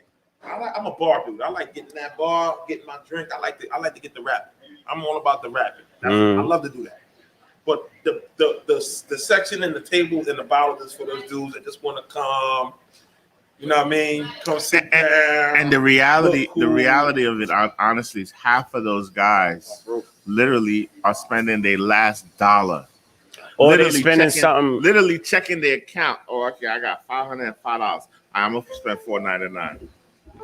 Or they spending something they didn't have to work for. Because Oh, yeah. a lot of these people are scammers and stuff. Oh yeah, brother. Yeah, that's it. That's So if you're a scammer and you get 5,000-10,000, you gonna buy a bottle too. Let's touch You on ain't that. have to pay for it. Can Yeah. we touch on that, please? What's up? Bubba? You want Let's to go. questions Let's about go. that? Let's talk. Okay. Scammers out there. If you're here, listen. They fucking the game up. If you're here listening to me loud and clear, this is your brother, Mr. iPod. This is eBay talking to you, another black man in the struggle. Let me talk to you, scammers. Number one rule: if you're not scamming to get ahead, then you're thinking backwards. That makes no sense to me. If you scammed, that means you scammed to come up. If you're scamming for a Louis belt, Fendi, and designer clothes, and you didn't scam to hence make an investment, hence flip your money, hence buy property, hence level up, then what was the whole point of the scam? When you Yeah. scam, it's to get yourself out of a situation to improve it. So I took the scam, I took a risk, and I got the risk. I won the risk. So then now you did the risk now to just wear designer clothes every day and spend money on chicks that ain't put in no work with you. These chicks wasn't there with you, and if you get locked up tomorrow, them chicks ain't got your bail money, but you buying them bags, you doing them this. And it's messing up the game because the insecure girls not really acting insecure no more. Feel me? 100%. Because you buying them bags and all that. Like, hold it down. Buying bags and going out of style. You a hood nigga. They don't need no Birkins on the train, bro. You know what I'm saying? Like, Who rocking Birkins on the train? Like, stop. they're like, it's crazy. It's crazy. Meanwhile, you scamming. My man is sleeping on the sofa. I seen cats scamming and you sleeping on the sofa. On the bro. sofa. What we doing here? What we doing? We scamming and we on the sofa? That's that. You played the game wrong. That didn't make no sense. They're doing it for likes. They're For the- doing it for the lifestyle. attention. They're doing it so people like them. You know, Changed my life. that's what they're I don't doing.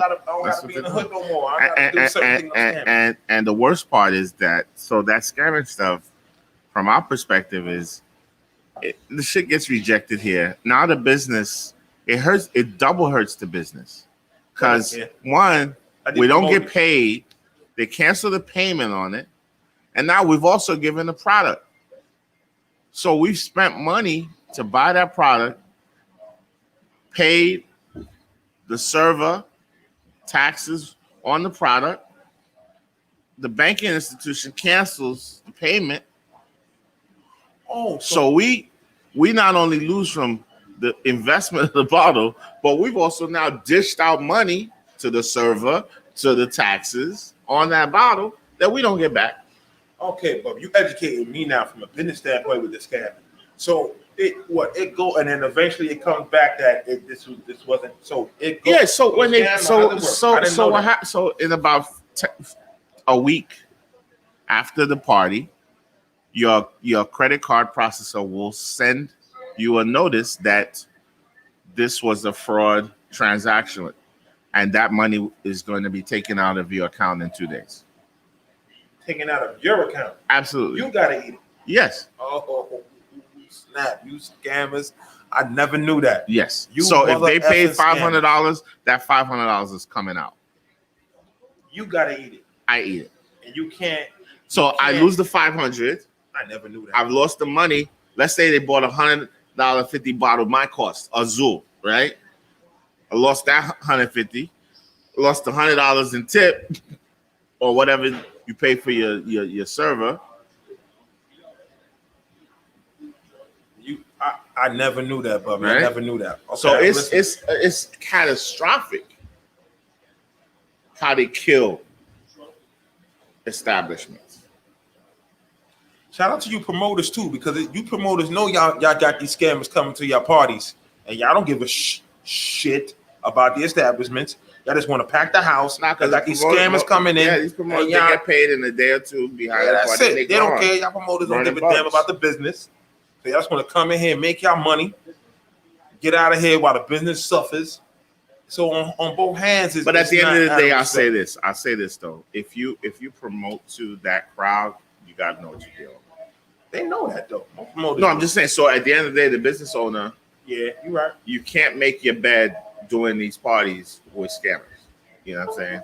You gotta pivot away. You know, there have been many times a certain culture will start to develop on a certain night, and I'll turn that shit into Afrobeat so fast. The next week you come is nothing but Afrobeat all night.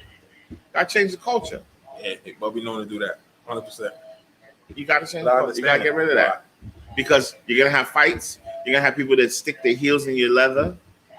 You're gonna have people that don't want to go home. They want to just be out here 3-4 o'clock in the morning arguing with you over nothing because they just drunk. Then they're gonna go outside, pull up in their cars, blasting music at 4 o'clock in the morning.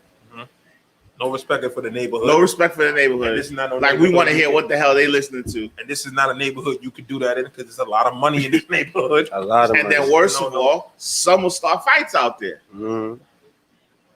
Then now you the problem. Of course, they gotta. So This at the end of the neighborhood day, is what gonna are we do what they gotta doing? do to sacrifice. What are They're not we going. doing? They're not going. What's the name? This shit business. Bubby had to fight to stay here. They're not just going to have it like that. Sure, they'll get you out of here if they can.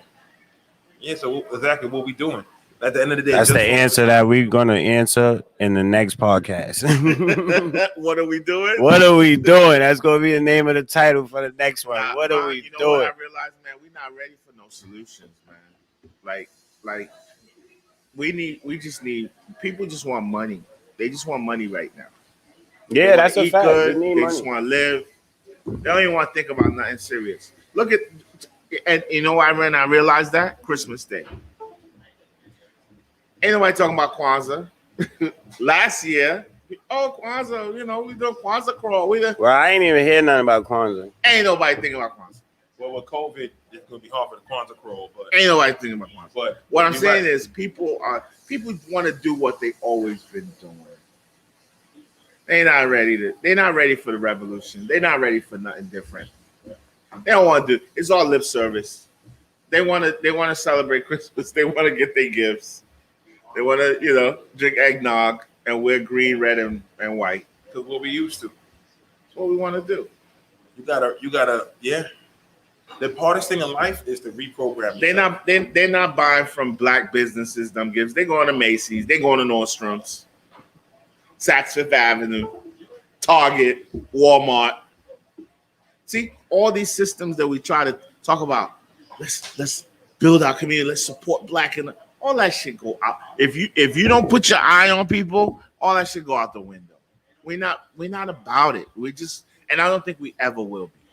That's a sad truth. I think, Bubby, also too, is that we don't have because there's certain things. White is unfortunately- better. We believe white is better. No, but White is right. on a We was realistic- put back 400 years. That's what it is. Just to tap on what you said, though, Bubby. Certain what it things, is. unfortunately, we don't have more stuff of ours that people could come. Because there's certain things I have to go to Home Depot and Target to get, unfortunately. So we got to also remember that too. Certainly, that's just reality. If I need to get something for my house, I have to go to Target. We need more of us to have our stuff, or we have our wholesale stuff. But what I'm And saying, we have to come to each other. You know what I'm saying? you're right, Sometimes and you're I have right. to go to Home Depot. I got no other choice. You're right, and you're right. But you see, what happens is when we want to get on it, We don't keep it. we open. find ways to support Black businesses.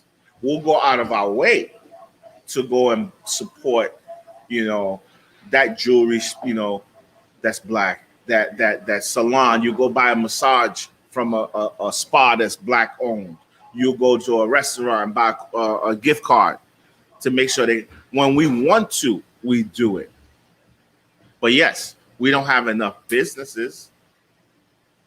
And why don't we have enough businesses? Because we don't support each other enough. How many Black bodegas we got in the hood? Huh. Black owned? None. None. I've never seen one. Black supermarket? None. None. There's one in Bed-Stuy now. You Thank sure God. that's Black owned? Yeah. It might be a front. Girl. I seen a Black that's liquor what's up. store. Yeah, I we think got I've liquor seen a Black stores. liquor store, We got a few. but you're right. We got a few. We ain't got a whole lot. We got a few. Majority, yeah, like supermarkets, correct. That's And how even the people things think. inside the of those biggest one is supermarkets. banks. This is how people Black-owned think. Banks, I can only. It's This only when I see this online. is how people think, right? When it comes to this Black people stuff, it's like I could buy you a shirt, right, with your name on it, and you're gonna charge me $200 for that shirt, right? But why would I buy that shirt when I could actually buy a Nike shirt for less than that, and they actually know what the hell this is? This is Yeah. Nike. Your clothing We have line no ain't value. nothing, but you still selling me for $200. That don't make no sense. I feel like Black people, when they come out with businesses, they overcharge their people, and that's not right. What? No. That's a great point you make. But I'm gonna tell you the flip side of that point. We don't give value to our shit the way we give value to Nike. Today shit. Because at the end of the day, we made Nike. We made Nike what it MJ is. made Nike. Watch Last Dance. He made We Nike. But made, look, no, us exactly, buying, and- us paying that, And they bread was cheap at made- one point in time, because if you look at Uptowns, white Uptowns was what, $60 back in the Yes. day? They They're 90, high. 100 now. Yes, we made that. We put did that up there, yeah. We're not willing to invest in. But that's us what Black to the people should point. start. They should start out small, like how Shaq came out with his But sneaker here's and the made it problem. affordable for But- Black but- people. But here's the flip side. Now of that, all right? old people got Shaqs on. But here's Shout the out flip Shaq. side of that. If Shout you out buy Shaq. something for $30 from the person that they don't know, right? And you give it to the person you give it to, the person you give it to is not even gonna value it. Yeah, because they already got it. No, because it's not Nike. Yeah. It's eBay's. They're gonna be like, who the fuck is eBay? Yeah, who eBay? Exactly. Oh, So, who the fuck is he? the value system is not there. We're not gonna appreciate it unless it comes from Rolex, unless it comes from Nike, unless it comes from Reebok. How can we? The only can't compete with that. clothing line we appreciated was Fubu. Fubu. But Because we bought him up. People know the value of Yeah, it. You can't get nobody no Fubu. Yeah, not now. Not now. Sean John at the time. But Yeah. even though it was him, it wasn't even his. I think white people buy those clothes now. No, but I'm saying at the time. Because we ain't it was- buying Sean John. at that, but there was a time. Yeah, when it was it a had lot. value. Sean John was, Sean John was lit. It had value, Yeah, it You did. was You know what I'm saying? clean. but our stuff. Just He was damn near Gucci at one point. Sean John was You know, definitely Sean my John friends James, make a Sean John. watch for $150. Is it good quality? It's beautiful, right? But the average person would rather buy $150 Timex that people know it's a time that they paid. People want to know you paid $150 for this watch. The fact my man made is $150. They don't know how much the value of that watch is, so it's not big of an appeal. Oh, that's a nice watch, but people don't. There's no Can't be a value. brand whore. We Yeah. don't value. If you're a brand whore, then that's the. But we are. That's what I'm you saying. can't be a brand. We are. I'm we are not. brand whores. As a I like culture, nice stuff. We are brand whores. So we eat ourselves. We can't create value when we are such high value to their shit. How are we ever gonna value our shit? Yeah, we gotta. It's a lot of relearning. You that know, needs to be done with us. A lot of and relearning. these guys that Relearn.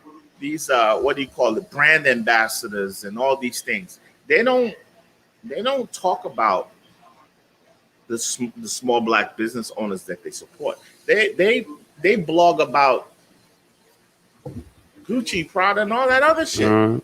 So they continue to give value to the other things and don't give value to our things. Right. which mocks us. H&M, what with the monkey they had, Gucci with the black face. Yeah, we still do these brands. They not only that we support them, they turn around and mock you. Oh, we put a monkey on the thing. Now we didn't mean that.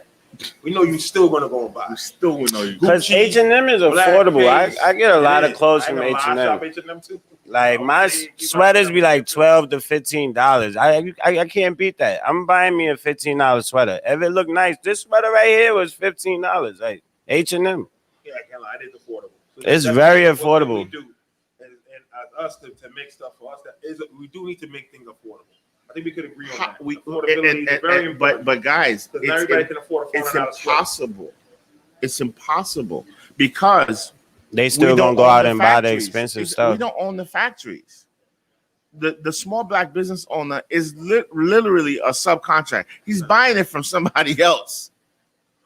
He's buying that sweater from somebody else, We don't own adding the a little buildings. dollars on top.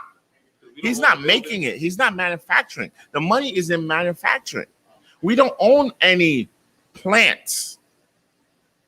And that's why I said we as a people, we're consumers. We don't think big picture.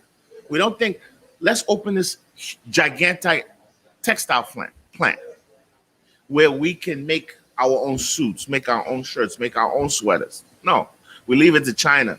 So we order it from China. We add a little label on it, add a little extra, and it's ours. By the time you're doing all that, you can't compete with the $12 H&M because now you got to sell yours at least $35. Yeah, you gotta It's a put fact. yours on top of that to try to make something back.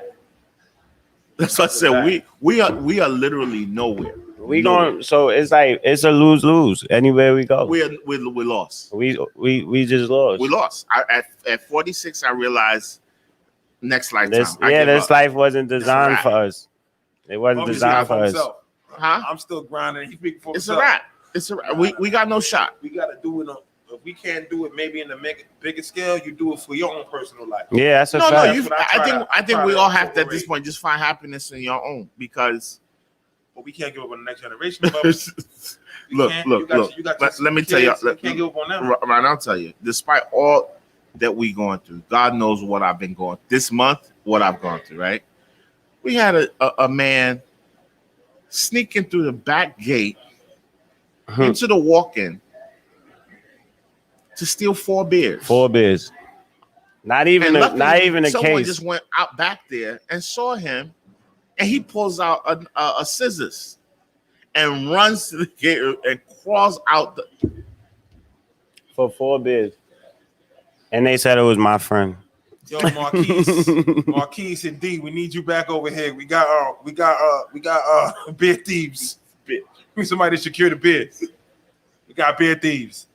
That's fucking. Well, are you serious? Yeah. He Dead ass. jumped the gate. The gate was he jumped. No, the it was- gate? He squeezed in. Gotta be a mentally ill guy. He couldn't be. A He regular squeezed guy. right in. Mentally ill. Right? No one knows who He this got to be person is. mentally ill for Has to taking be 4 mentally damn ill. beers. Gotta be mentally Yo, ill. but how did he know all of that though? The squeeze, man. The squeeze part, he probably just was over capacity, but I didn't know the beers was there. That's what I'm Yeah. saying. Like, what is he doing? First of all, why do you squeeze all the way? Like, how do you know we just not back there? Like nothing. He ain't asked nothing. Like he just took a chance. And somebody went back there and saw him, and then he And pulled out a just scissors. miraculously, she opened the door, saw him. Hey, what you doing here?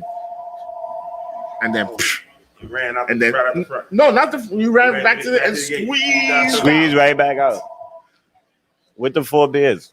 That's gotta be with the somebody 4 mad. beers. With the 4 beers. Whoever getting hints to the bums to squeeze the gates for beers, we know who you are. We're gonna find you. And I'm sure they're not watching this Yo, Facebook we can't podcast. win. Like the cards are stacked against us. The cards are stacked. it is. And you know, this everything we spoke about today is reality that we all have lived and experienced. Another thing I want to touch on too was black man. We gotta stop seeing each other as enemies, man. That's another thing. But that's what I'm saying. one of like our how can biggest you downfalls how can with you us. how can You you see have another respect for black man somebody and it's- and you and it's stealing like- from them? we looking at each other like we're not each other's problem, bro. Every black man should look at each other. Not saying that we all the same. And that's another thing I want to touch on. But- too. Like I say, but- we're not all the same. So There's some black men now how that do their you mentality is totally different. get through to these guys killing each other, these gang members? How do you get through to them to say, yo, stop it? Like you said, I'm not your ops. I'm not your problem. I'm not at all. Like the whole world is That- against us. That The I whole would- world is against Bubby, us. that Why are we question, turning on I do each not other? know. We try to use religion. Religion was the quote unquote way to make everybody feel that, you know, we could come together. Or well, religion was more to me. Religion was a control. big sedative. Yeah, Religion was control. yeah, it was about religion is about control. Religion and for all the good that it did, that was everything that was wrong with it because you didn't reach to your highest highs because you were so sedated, waiting for some sky god to make things happen for you. We so scared of hell and all that. Rather than be a good person, it was more about praying for forgiveness after we rob somebody. How about you don't rob somebody in the first place? How about you just have love for that, your brother, your people, your community, over your desire to steal and rob and then come back on Sunday and get on your knees and ask God for forgiveness.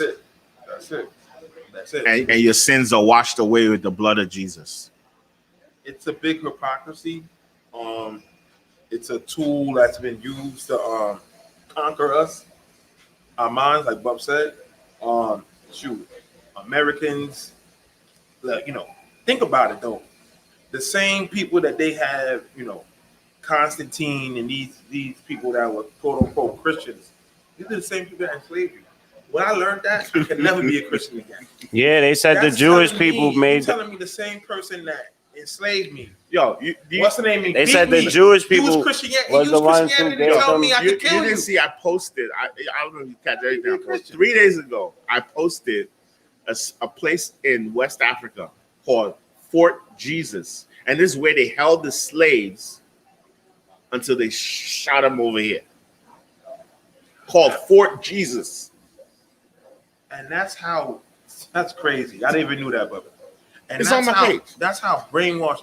Like It's still they today, it's still literally called use Fort that. Jesus. They usually use that tool to tell you I can enslave you and kill you, but yet we still got white Jesus in our house. As I We said, still got white him. We is still look at right. him and say, We "Hey, are- we it's are- white Jesus." How can you possibly do that? We are lying. We are liars. We are hypocrites because we all believe white is right. We all do. White is right. Black is the devil. Black is evil. White is right. You all believe it. And you're a phony. You're a fraud. Saying Black Lives Matter. No, it don't. No, Not it in don't. this society. It don't. Black lives don't matter. You're a phony. You're a fraud. Because you still believe white is right. So subconsciously, Come on, join the conversation. Pull up. You can take my spot. We done beat up Ronell long enough. Join the spot, Mike. We ain't doing nothing. We ain't got. Listen, the restaurant's closed. We ain't got no customers. Yeah, and I cleared the kitchen in like 20 minutes, man. I'm the We best. ain't nothing to do. Nah, but not. I have no idea. I would have went home. They talking about white uptowns are better, and they clowning people that's wearing black uptowns. Really? Yeah, out of crazy When things did that start? this year. So if you wear black uptowns, you cornball. Yeah. You're corny. Yeah, that's what the kids are saying now. The 15-year-olds is calling them black nasties. You see that? Really? Yeah, They still Down the roll road. with us Yeah. through our That's children. nonsense. crazy. Through our children, the black nasties. Mhm. And they know these kids in doctor they soak this stuff up. Yeah, I can't lie though. You know, growing up, the white uptowns. That's all my white people. Mhm. White uptowns were more popular. Those are the ones we wore in the summertime. Those Yeah. fair whites. It was Sure, cool. but we didn't really do blacks like we're that. taking it a step further. Yeah, to throw on the black nasties. yeah, because we never clowned the black uptowns or anything. We And take never it cared as about further. it. It was like we play both sides. Black shoes are for working people. At the end of the day, Yeah. And all of us that work, we know we wear black shoes. Pretty much. And black uptowns is the easiest. It goes with everything. So easy to wear. Yeah, Easy to Mhm. wear. It's $50. Can't Yeah, beat used that. To be. Used to be. Heights to the price of be at $50. You Mhm. came on one pair of You know, Yeah. all blacks. easiest thing to throw on. Mhm. Yeah. Nah, but I love hearing Bubs when he get into this mode. I can sit and talk. Look at my face. No shave. No. It's been a horrible month, Very much so. But and I reflect that. Like I reflect that. Like Mhm. I've canceled many of my lives just because I just don't even be in the mood. Like, what are we doing? Like, this shit is corny. Nobody's gonna change. Nobody's gonna do nothing different. People just want to do what they always been doing. Party and bullshit. Well, Bubby, you know, by having this podcast, You know what I'm saying? That's the reality of it. Mhm. That's the reality of it. It's crazy. We want a little bit of money so we can party and bullshit. act like we living better lives than we are. Mhm. Paint the picture. But you know what you Let's said. just get by. What you said before, like you was like how it's really strategic attack on New York City and the entrepreneurs. Because when you said it, it's like I really realized there are a lot of black entrepreneurs in the city, and they're not touching Long Island. They're not touching No. upstate New York. It's only focused on here. The highest that's why I said this is another Tulsa. The highest concentration of black Mhm. ownership in this state, in this city, It's are right in here. the urban areas. Mhm. If you destabilize them, you've taken most of us out. Yes. All right. I know what I drive through and see. Listen, not all owners, just because you're an owner does not mean you're wealthy. Yes. There are a lot of owners that are, Mhm. but they don't look like us. Yeah. I've seen people build outdoor structures in a day. Like I'm driving in the morning and they got like 10 guys out there. By the nighttime, they finish. Mhm. And beautiful. You got money to do that. Yeah. You got disposable money. You got money. Yeah. You have money to do that. Mhm. That's not happening with us. Joe Smo, who's building itself up and trying to. That's not happening with us. You need money to make money. Yeah. You need money to make money. You have to have those stuff disposable to you. Mm. You can't just take anybody tell you the first rule of business is you can't just take all the money you have and put in. That's the most stupidest thing to do. You can't just spend your money. But eBay, that's what we do. Yeah. Every black person that I know that want to establish a business used their last dollar and then went to the bank Mhm. after they done ran out of all their money. Going to the bank. But that's just how we were raised. That's just how we were, Yeah. taught. That's how mommy did it. That's how grandpa did it. Mhm. Because mommy didn't like loans. Remember, we were taught loans is a bad thing. Yeah. And when you realize the entire American just society giving credit now. is based on loans and credit. Except for us. But we're the only ones spending our last dollar. Mhm. These guys take out a loan. Oh, the business didn't work out. I declare bankruptcy. Okay, Sorry. that's it. And Tough. it's not attached to them. They still got their bread. Wow. That's how these people got these buildings, and all those buildings in Manhattan and the city are all based on debt. Mm. They acquired the loans, got the businesses, it's all on debt. Meanwhile, we thinking, we gotta buy and get straight out. And how did they get those loans? Dad, can you call your college friend that you went to school? That's the chairman of Chase Bank, and let him know I'll be coming to see him. And sure, I already spoke to him. He has a $100,000 line of credit waiting for you. Automatic. Crazy. That easy. You right? That easy. It's just that. But that simple. you, No. please, I want to You gotta see show your everything. taxes. I want to see your bank statement. Who your friends I wanna are. see how many children do you have? I need your What's your car note? Where do you Mhm. live? What's your rent? Inside. Can I get a letter from your employer? Simple car. Simple what's the name? Okay, I'll give you 2,000. Yeah, that's it. What? I Not can't even changing start my anything. business. Well, we'll build up the credit gradually. Yeah, In I'm 6 months, come back and we'll reassess and we'll increase your credit limit. I swear to God, when they see our names on certain things, I always say to myself, I didn't always say to myself, but I had a conversation with one of my cousins, and now we were just talking about our names, and I was saying to myself, I know it's probably been times where people see my name and it was like, we're Period. I'm You not know? helping this motherfucker. And what's crazy is I feel the same way, but my name is totally the opposite. My name is fully white. My name is Michael Christie. So I've got no idea.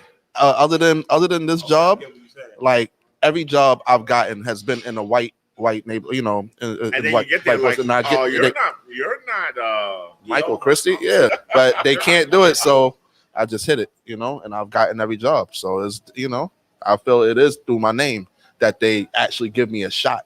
If my name was Michael Johnson or Michael, Jenkins or something like that, they probably would like, you know what?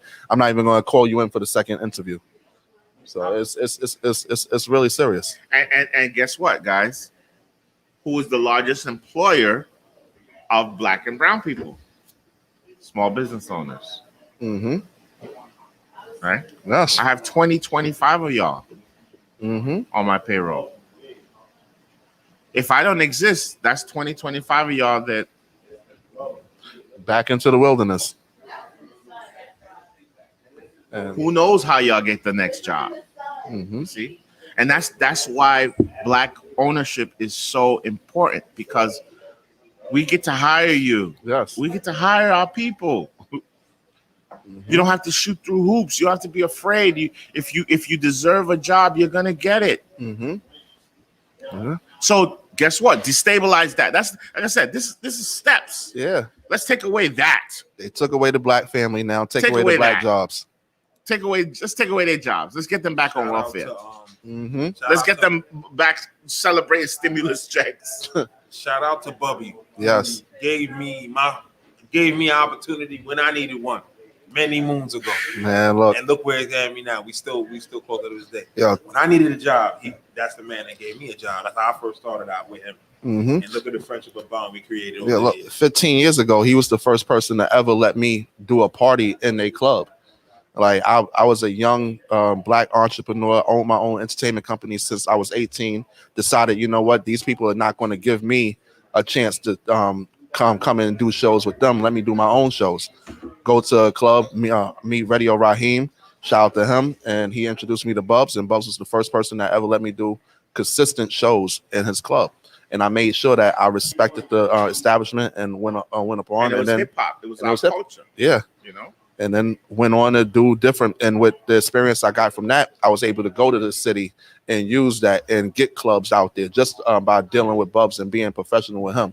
Taught me how to speak to people and do different things. So he's been a catalyst for a lot of things and a lot of people. Shout out to Bubby 100%. Yes, Nah, all man, the way. Public Bubby service had- announcements, man. We do what we do, man, because we just love our people, man. We want to see us make it. We want to see us prosper. Like we love our kids, we love our family. We have to have stability. That's why work is important. Income. It gives us stability, allows us to sleep well at night. It takes stress away. When we don't have work, man, shit's crazy. When we don't have money, shit's crazy. You look like how I look. Yeah. Soon come, Bubby. Soon come. No, Change no, soon no, come. no, I but, get it. you it's rough. It's rough without no money. It's not, and like I said, it's not, and it's not, rough. it's not, and like I said, it's not really about. I mean, it's about just us having a mentality to support each other. Yes. You know, it's not just in the business world. It's just even in family, even socially. Not everything is a joke. You see someone going the wrong way, doing the wrong things, to just have the decency to sit them down and say, "Yo, blah blah blah blah blah. Mhm. Check yourself before you wreck yourself." And we need to do Definitely. more of that. We just need to prevent so much pain in our community, because this pain is what causes more pain. Pain breeds more pain. When you're in a dark place, you do dark things. You're That right. man that came and stole those 4 beers, maybe he ain't eat all day. Hmm. Maybe that's why he was in here looking for something to eat. He didn't find no cooked food in there. So he's like, shit, I might as well just drink 4 beers and go to sleep. Yeah, you're true. When you in those kind of levels of desperation, you don't know what you will do and what you're capable of doing when you're in a situation where you feel like this is all, I just have to do something in order to make the situation better, or just to cope myself at times. And I think there's no human being that hasn't been in those situations where you felt like, yo, damn, I don't know what the hell I'm gonna do right now, but I know I got to do something. I've been there many times. I don't know what I'm gonna do, but I got to get up and do something. This isn't it. Yeah. And it isn't for us to judge. And I know a lot of times, we look to judge and we look to pass judgment on those situations. But until you understand that no one's exempt, you can have money today and be broke tomorrow. All the way. But we have to build our networks. Our networks is what will keep us afloat. Even if you don't have money, to have a network where if you fall on hard times, you have someone that will help you out. Whether you need a place to stay, you need something to eat, you need a little loan. You gotta have networks. And this, like I said, I keep going back to COVID. You isolating yourself from humanity is destroying your network. Yeah. All right, you're gonna die in isolation. You're gonna die lonely. You need your network. Yep. Very true. I just need our people to stop being so gullible. I don't care what your beliefs are, but stop believing on everything you fucking see on TV. Yeah. Do some research. Everything Dr. Fauci says is fucking gold to you. You don't know who this man is. They put them people in front of you. You don't know who these people are. Yeah. You fall for it every fucking If we ask time. ourselves that question, a lot of things we would question. But that's the thing. We have to learn and relearn. That's one of the biggest things that I'm grasping, and I think all of us has to grasp, because we're all products of our environment, we're all parts of the system. We all are. It's a reason why they teach you to wake up every morning and eat breakfast. It's the reason why they teach you every morning to wake up and you got to go to school at this particular time. They're prepping us For to something. run the wheel. That's all That's thing was meant it. to do. They're prepping you to run the wheel. Get it by this time. and Go to we school have by this time. tools. Get We in have- class at this time. Eat at this time. You can educate yourself without even going to school now. Yeah. The information is out there. You just have to be willing to get off fucking It's the biggest TikTok, fraud. get off nonsense, the nonsense and that's learn distracting something proper. I'm gonna tell y'all even something simple. All these years, the last 2 years, I honestly found out. I never knew nothing about like eating and knowing about you can count calories. I never knew that. Last 2 years, I met an Asian guy. I worked at this place in the city, and I met an Asian kid I was working with. One thing I like about when you get around other nationalities that I think everybody's experienced, you learn different. You learn things different about other things, nationalities. beautiful things. I don't care whether or not Definitely. you're not. I don't really. What's the name? You can love black people, but you don't always got to be around them. Get around different Exactly. nationalities. I learned. You I can learned a mix lot it from up. being around Travel. different nationalities. But even that, right? You realize that indigenous people have certain things in common. You don't have there are things that Africans do that the Chinese do, and then you find the correlation, and then you Yes. see how it all makes All sense. shit. I mean, Indians, same thing. You see how it all makes sense. Came into this country, Yeah. we had that experience as well, and I learned that I learned to count calories. I learned that you're supposed to eat. We eat for emotion. You're supposed to eat for nutrition. This is something I never knew, my brother. From my dad didn't tell me. You're supposed to eat for nutrition. Most people eat for emotion. This is the worst thing for your body to do. You're supposed to eat for nutrition. You're supposed to eat, let me eat and we are most predisposed to eating for emotions. Why? We had a hard day at the job. Boss master rode us hard. Or emotionally, our man did us wrong. We're lonely. We have all these preconditions to enable. I need more money. Then another thing that they thought that ruins us up too. Oh wow, this guy 20 that's NBA, my bad. Dinwiddie torn his ACL. Yep. Crazy. Then another thing that messes us up too is financially we don't. Who the hell could be going to Trader Joe's? And most of us can't even afford it. It's expensive to eat well and then eat the most foods. Yes, it's expensive. And now you go to Trader Joe's and get the all organic shit. That you working out that shit $500. Why do you think the dollar store made the most money ever in their history this year? This year, dollar stores. People are eating complete garbage, processed junk, and stuff that causes cancer. They've told you the more you shop at the dollar store, the higher risk of developing some kind of cancer. But that's what our people can afford. So them oodles and noodles track to diabetes. There's so much sodium, all the time. And our kids, that was automatic. That was an automatic go-to. That's a go-to. When you that's the black man's pasta right there, especially when you hurry. Yeah, but it's and then let alone when you start to learn how to mix in stuff with it. The tuna and all. Oh, it'd be different. The tuna and all that stuff. If you look at the sodium that content in those oodles, and you would run. I could thank God I used to make them. I just put the noodles. I wouldn't even use the packet because that's where all the problems are. Well, I haven't eaten oodles and noodles all year, so thank God. And thank you. Honestly, I haven't eaten oodles since about 1989. Oh no! 2 years ago, I had some. When I was with Brother Joe in the Bronx, yeah, he left me with a couple oodles and noodles. I was like, but that's what we ate back then. Yeah. As a young man, you had them all in the house. Yeah. That's it, man. You pop them in 2 minutes, they ready. Yep. The joint, and then you got creative with it. I drain the water out. I throw some tuna in there. Exactly. Put some curry sauce in there. On your way home, buy 4 chicken wings. You know, put on the side. Some red peppers. It's great. That'll get you through, especially when the money wasn't coming the way it was supposed to come. And we learned those struggle meals, but those struggle meals, and hence struggle meals and soul food or soul food was created from slaves, which is the worst food for people to eat. It's soul food. It's the worst. I literally can only eat soul food once or twice a year.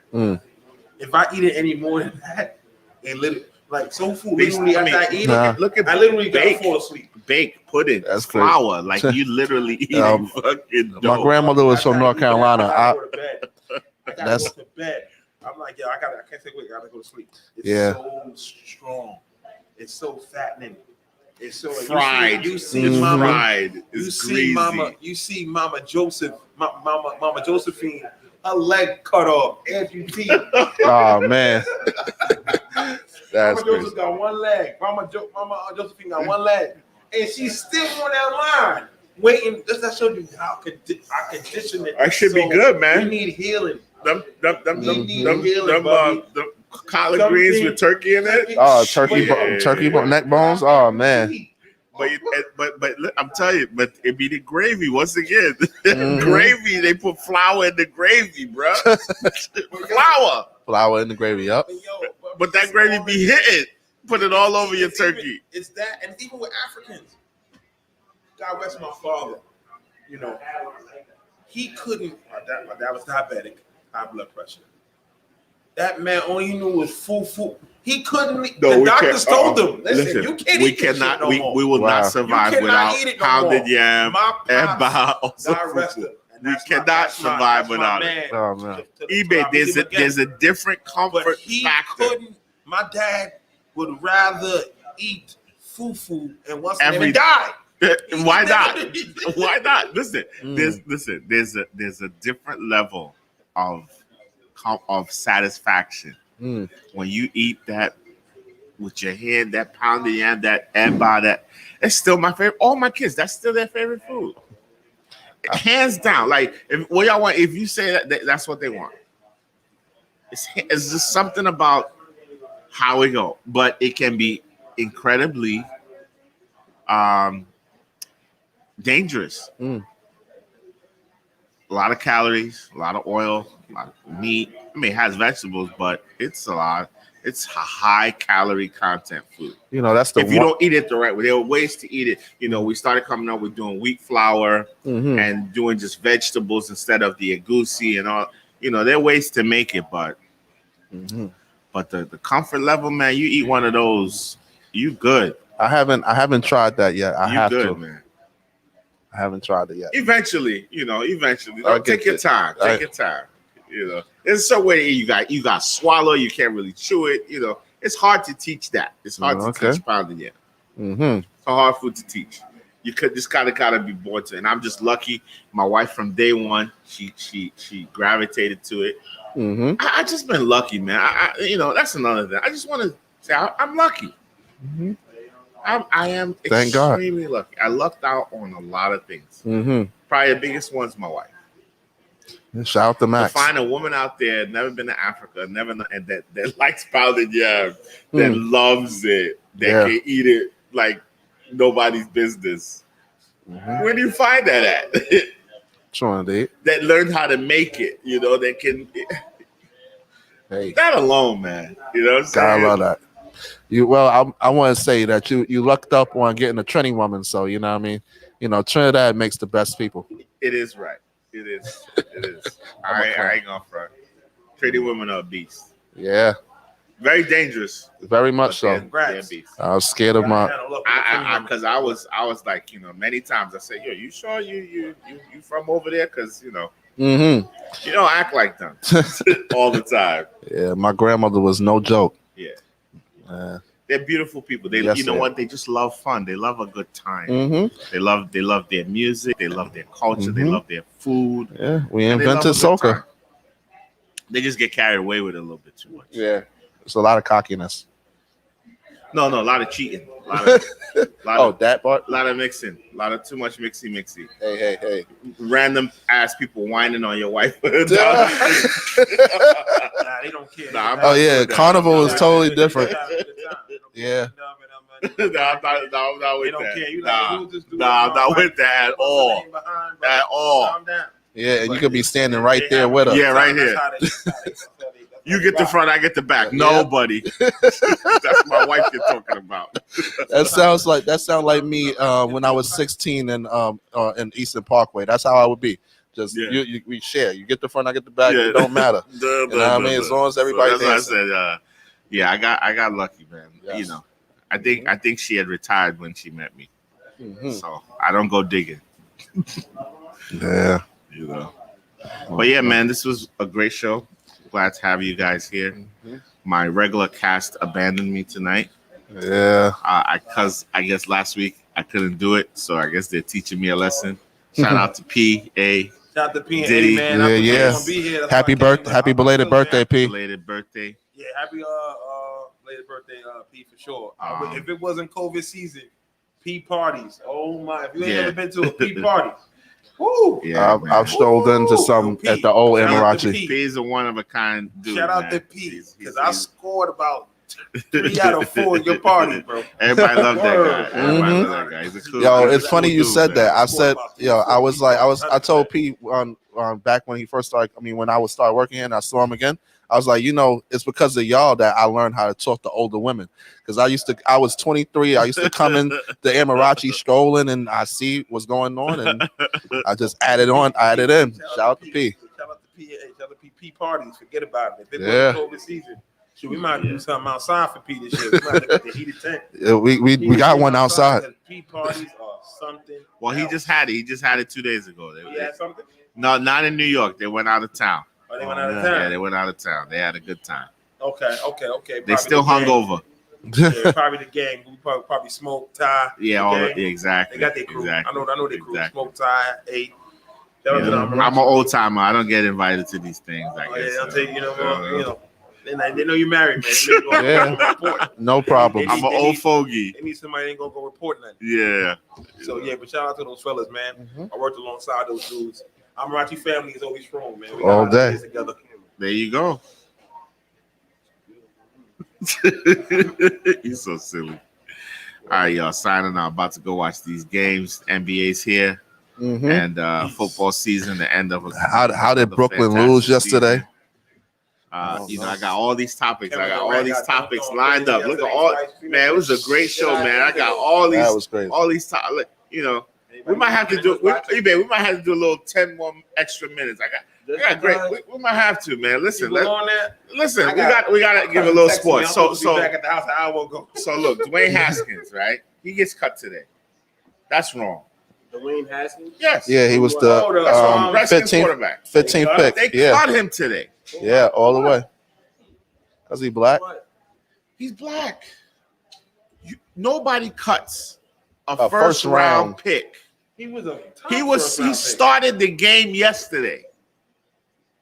He must have did something. He did something. He went to the strip Oh, club he the went to night the strip the club. week before, That's the right? strip club But you nigga. started him yesterday. So that means if he had won that game, It would have been all good. everything would have been all good.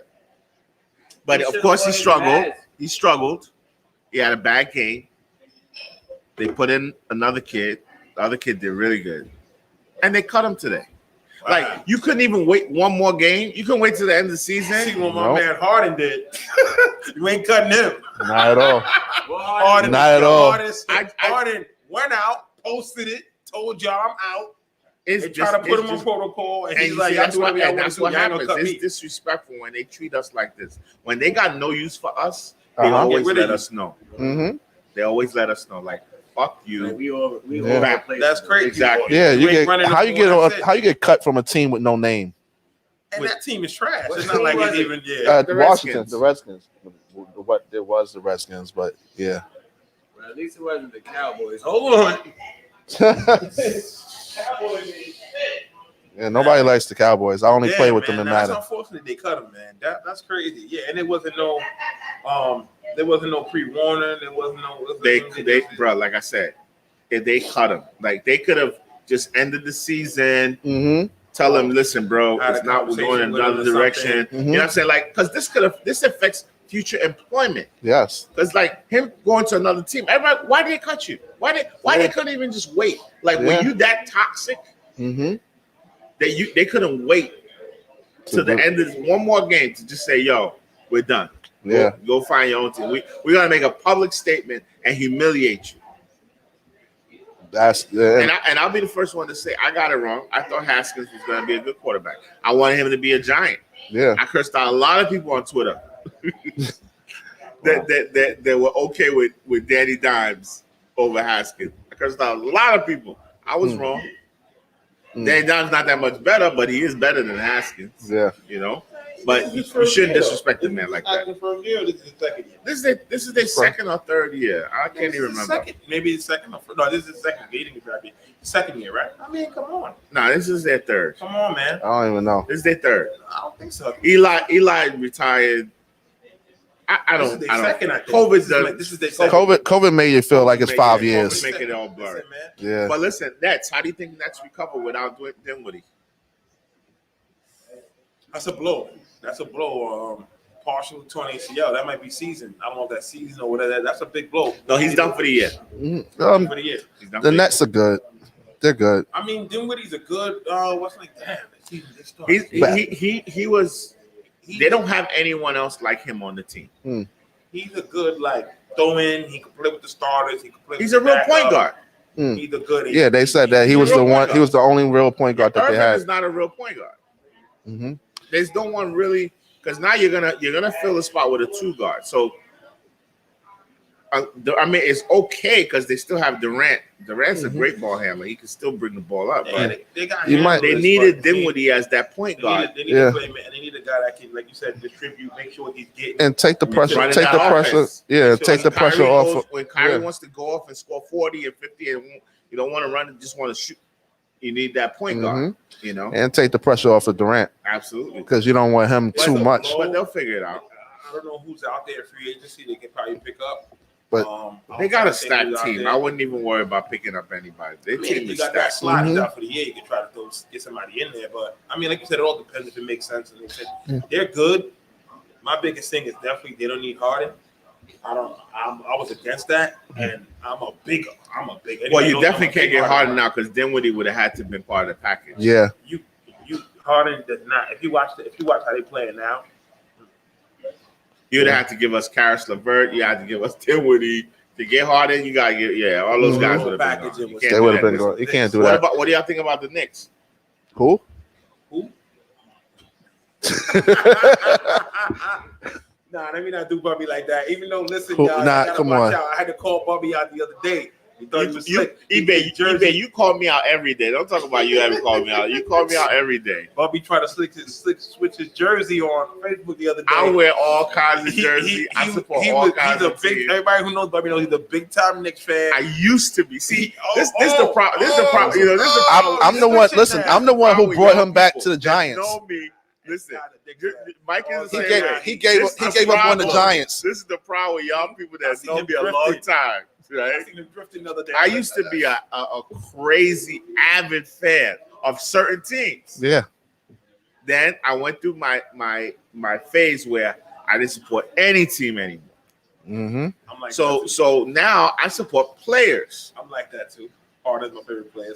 So but y'all still be holding me to those times when I really, really supported certain teams. When the Mhm. Knicks got rid of Carmelo, yeah, that's when I when the left Giants too. got rid of Odell Beckham, Sit out of here.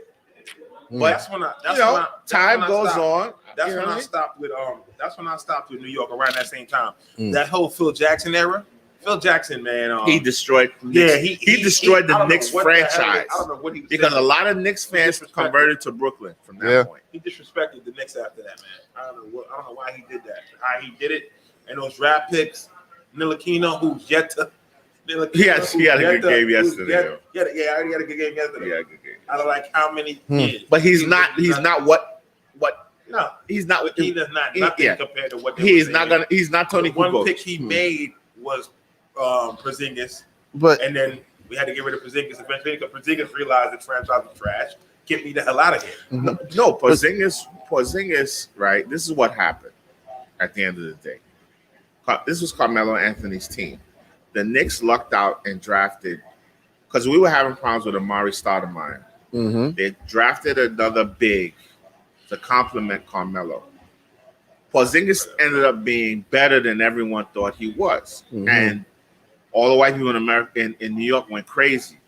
Saw him as now the savior, and now wanted to give the reins of the team from Carmelo to Porzingis. Porzingis in his Can't do first that. year. Mhm. So they were switching billboards, taking Carmelo's face off the billboard, putting Porzingis there. So they wanted to turn the team into Porzingis' team. And Porzingis, even Porzingis said, "What are y'all doing? Hmm. Carmelo is my mentor. He's my big brother. Chill out." Management didn't want to they didn't want to hear it. They want to have it. Hmm. They destroyed Carmelo. Porzingis was like, "Well, if this is how y'all treat y'all, I'm gonna y'all get the star hell out. players, get me out of here." And that's Mhm. how the That's owner great. of the Mavs said, "Listen, we treat our players great in Dallas." And Yeah. that was the end of Porzingis. So Porzingis was picked by Phil Jackson, right? no, Nope. Yeah, he was. it wasn't. Yeah, that was Phil. No, it 'Cause, wasn't. Okay, because like Phil's pick was Ntilikina. because you got No, he did not. But that It was shows you- Ntilikina. Phil Jackson's a great coach, Huh? but It wasn't. It was Steve Mills and them that picked Mhm. Porzingis. yeah, but shout out to the He Bulls came in after. organization because that shows you that Phil Jackson was fully just a coach and that whole Yeah, that whole big Terry Krause that ran last that dance. team. Yeah, Jerry Crouch, he actually deserved a little bit more respect, but Yes. come on, you know. Krause is an asshole. Well, He was dumb. Listen, you know what? He was dumb, but it what? shows He you. organized it. It shows you. Yeah, he played a big part in that. Yeah. He Phil- did. And But Phil he was fucked Scotty the fuck over, man. Phil- Scotty got fucked over big time in that fight. yeah. Phil is But his ideology is the worst kind of white guy because Mm-hmm. he acts like he's liberal, he's progressive, Yeah. he's zen, but he's actually intimidated by real black men. And Carmelo wasn't like Michael. Michael was a bitch ass nigga. No, seriously. Michael wasn't. No, he was. Michael didn't want when it came to social issues or anything. Yeah. Michael didn't want no part. I just want to play basketball. You know, Republicans buy shoes too. You know, that worked for Phil. But Carmelo went up there. Black Lives Matter was like, nah. Social justice, like, nah. I'm for the people. Mm-hmm. That Phil Jackson didn't want that. He clashed with that. Mm-hmm. He didn't like a black man that's going to stand for him that, yo, I'm good. So he wanted to break him. He wanted to get him out. He wanted him to be LeBron. You know, that's why he was pitting him. You know, he can't do this. He can't play deep. He devalued the man. The man just took us to the playoffs Mm-hmm. in the prime of his career. Now all of a sudden he can't play for you. He's a ball stopper. He was gonna call him going- a ball stopper. Melo was going head to head with Kobe in the West. Like- But listen, what NBA player is not a ball stopper when it's their team? Yeah. They get the ball and they're deciding what they're gonna do with the ball. I ain't gonna lie, Melo got to distribute a little bit better though. I mean, that's not the reason why they should have did him like that. But Bro, I ain't gonna lie, Nate- that's one of the reasons why Melo just getting back in the league now because he couldn't accept a different role. So that's something that Melo Bro, does have a problem with, and I can agree with Melo's that. game is no different today than it was then. The only No, difference, he shifted it a little bit more now. no, the only difference is he's not the he's not Optimus Prime. He's not the he's not the number one option. Yeah. Melo never changed his game. Melo is who he is. If he sees a good shot, he's taking it. Melo said, like Melo said, if I'm better than you, why am I giving you the fucking rock? Think about it, eBay. If you better than him on the court and you got the ball, does it make sense to give him the ball? You're the future Hall of Famer. Unless it's a bad shot, unless there's no reason why am I giving you the ball? I'm the future Hall of Famer. It's my team. Why am I giving you the shot?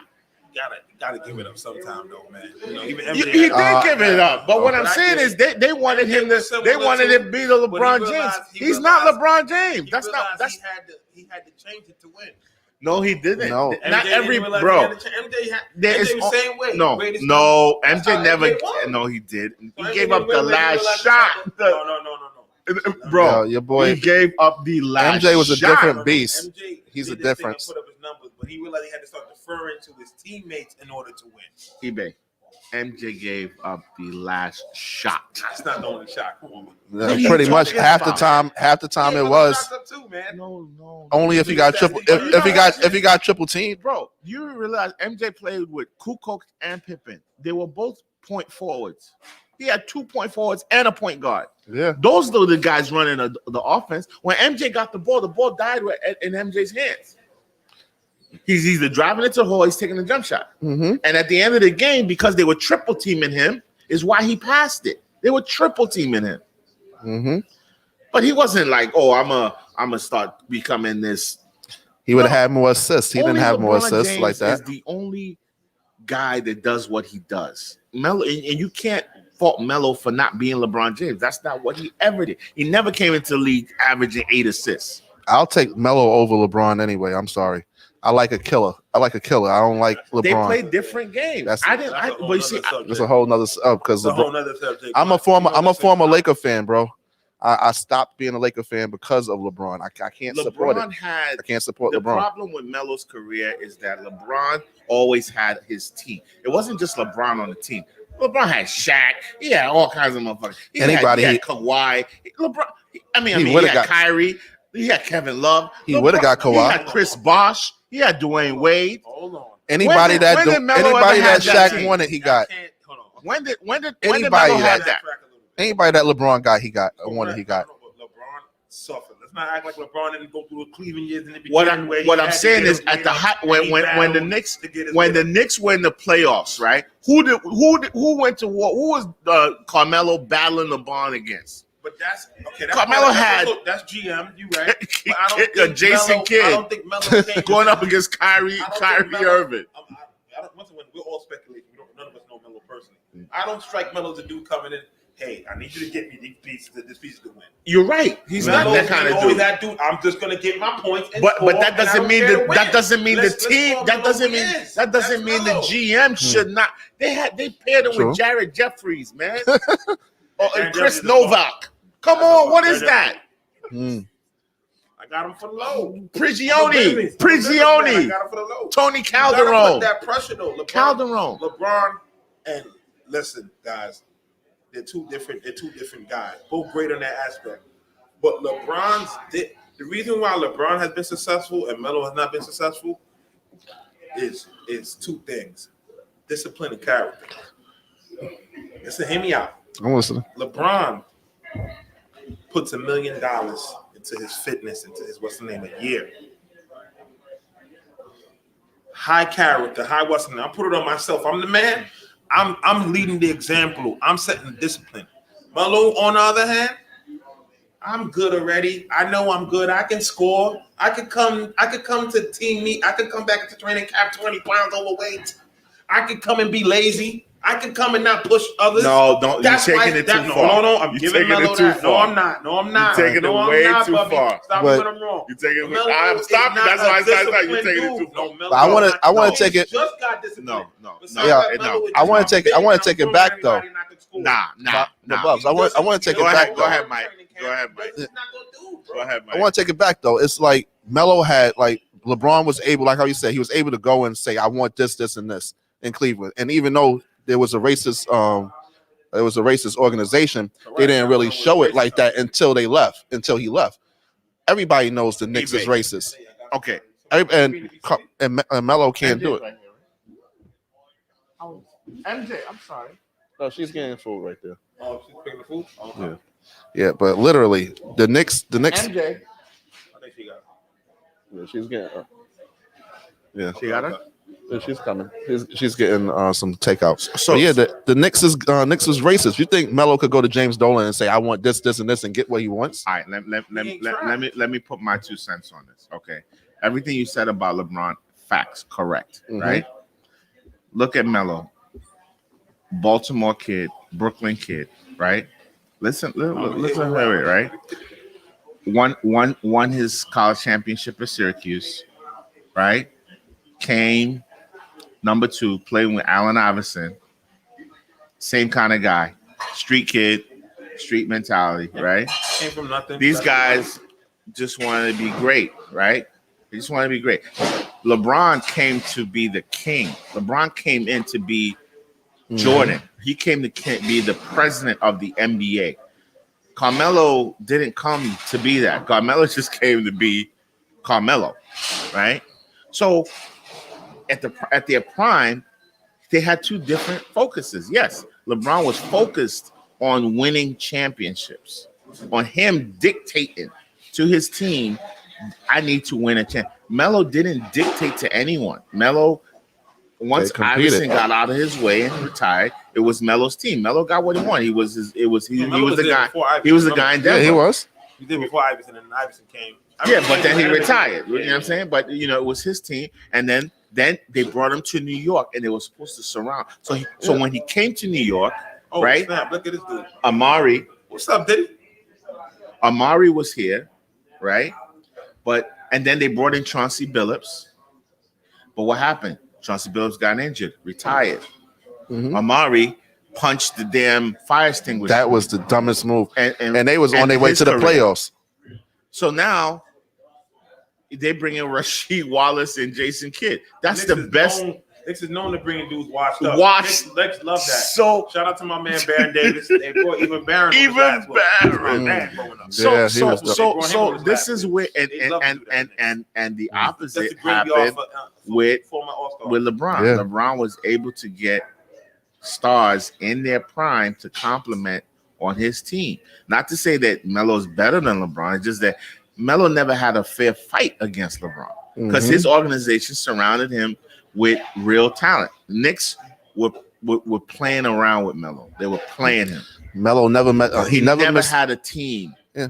to really go to war with. 2012 Knicks. Come on, though, Bubby. 2012 Knicks. You're supposed to defeat the Pacers that year. I'm a Knicks fan. 2012 Knicks. When we had this dude as the coach. That was the team with Rasheed Wallace and Jason Kidd. That was not a championship team. Not a championship, but we could have. We went to the second round. Lost to the Pacers. We're supposed to win that. Okay, and then we were gonna lose to LeBron in the final. Hey, but I can live with that. We were getting in the right place, right space. Yeah, So Melo. what did we lose because of Melo? You know why we lost? They wouldn't play Amari with Melo. That's why we lost to the Blazers. They wouldn't play Amari at all that series. They would not play him, and he was healthy, but they were just mad at Amari. That's what I don't understand. But anyway, another story. What's up? Yeah, Diddy, what's going on? You 3 hours late. What's up? Well, we're still going. Diddy, what's up, bro? How you been? Where the hell your brother at, man? I tried to get him to come out. He said not tonight. What? It's never the night for him, man. Yo, tell him that I don't live in New York anymore, and I would like to see him. I haven't seen your brother in like 5 years, bro. I'm gonna call him now. I would like to see him. Tell Ghost I said, what's up, man? We were just talking about him yesterday, actually. Yeah. I was talking to D about him. He asked me last time I seen Ghost. I said, God knows, Ghost is a ghost. I don't know last time I seen him. Yeah, he is. But he's good. He's good. He's chilling. Okay? Mike, let me Tell get him that I said, for what's Diddy. up, man? Gotcha. You gonna close us out today, Diddy?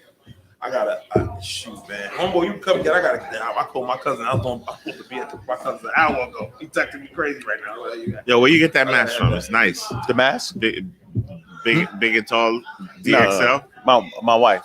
She makes them. No, she purchased it. I don't know where she got it from. To make sure Nice. I'm safe. It's nice. How's your weekend? Long and short at the same time. Yeah. Word. But yeah, it's a blessing, man. It's a Christmas? blessing. Yeah, Christmas. All the kids. Yeah. Everybody yeah. out there going, boy, they new cars this weekend. No. Diddy no. gonna buy his kids cars. No. Finished with those days. But Now your man, son get one though. I know you. my son has a car. Okay, but- that's right. That's right. You going one right Yeah. before you went to college. But listen, it's been a rough year. We hoping and we're praying to get out of this year safe and step into the next year strong, thunderous, proud. You know, as Black men, we know honestly that we targeted, and whether it's in sports or reality life, we have a big job ahead of us, and we have our kids, we have young sons, we have people just watching us in general, you know, admiring what we do, and we gotta continue to do it right and do it strong, and we gotta outweigh the media with the bad, with our real life good. You understand what I'm saying? We the media have to be bigger than CBS and NBC and so on. Right here, this platform has to be that big because we need to touch lives, and right now they winning. They pushing too much Bullshit. It's too much, and they outweighing us. You know, it's They 90 to killing us. 10. We have to reverse that and get a grasp of our youth because they stupid. A lot of them. The dumb ones, the good ones, I love them. I love them. It's just the ones that don't know. We got to show them the way. How do we do that, Diddy? How we get these young kids to do it right? First, we doing it right ourselves by starting in our We're house. just talking about it, man. They loving this gang shit again, I think, man. Yo, They listen. in it. I think we're already doing the right thing by starting in our household. Now to go outside the household, I think in order to get those guys, we need the rap industry to make a new self-destruction. You heard it for These cats will self-destruction. not do it though. Who's gonna do it? Everybody need to be on it. All these guys preach self-destruction. I know. All of them. So who is gonna go against what they preach? We need everybody to go against it, and we got to start with I think the music got the biggest grasp. That's what on they it. feel they sell. That's what they feel sells. Killing a nigga, smacking a bitch. You a op. That's what they do. You a op. You a target. All this drill music. All this. That's what they love. negativity, I mean, all they this- don't even have to think anymore. They just blurt But out it is- any kind of you know why, garbage though? that comes into their fucking Again, head. because the media, we have as a fan, as a Biggie fan, you're like, I can't wait till they kill Suge Knight and them.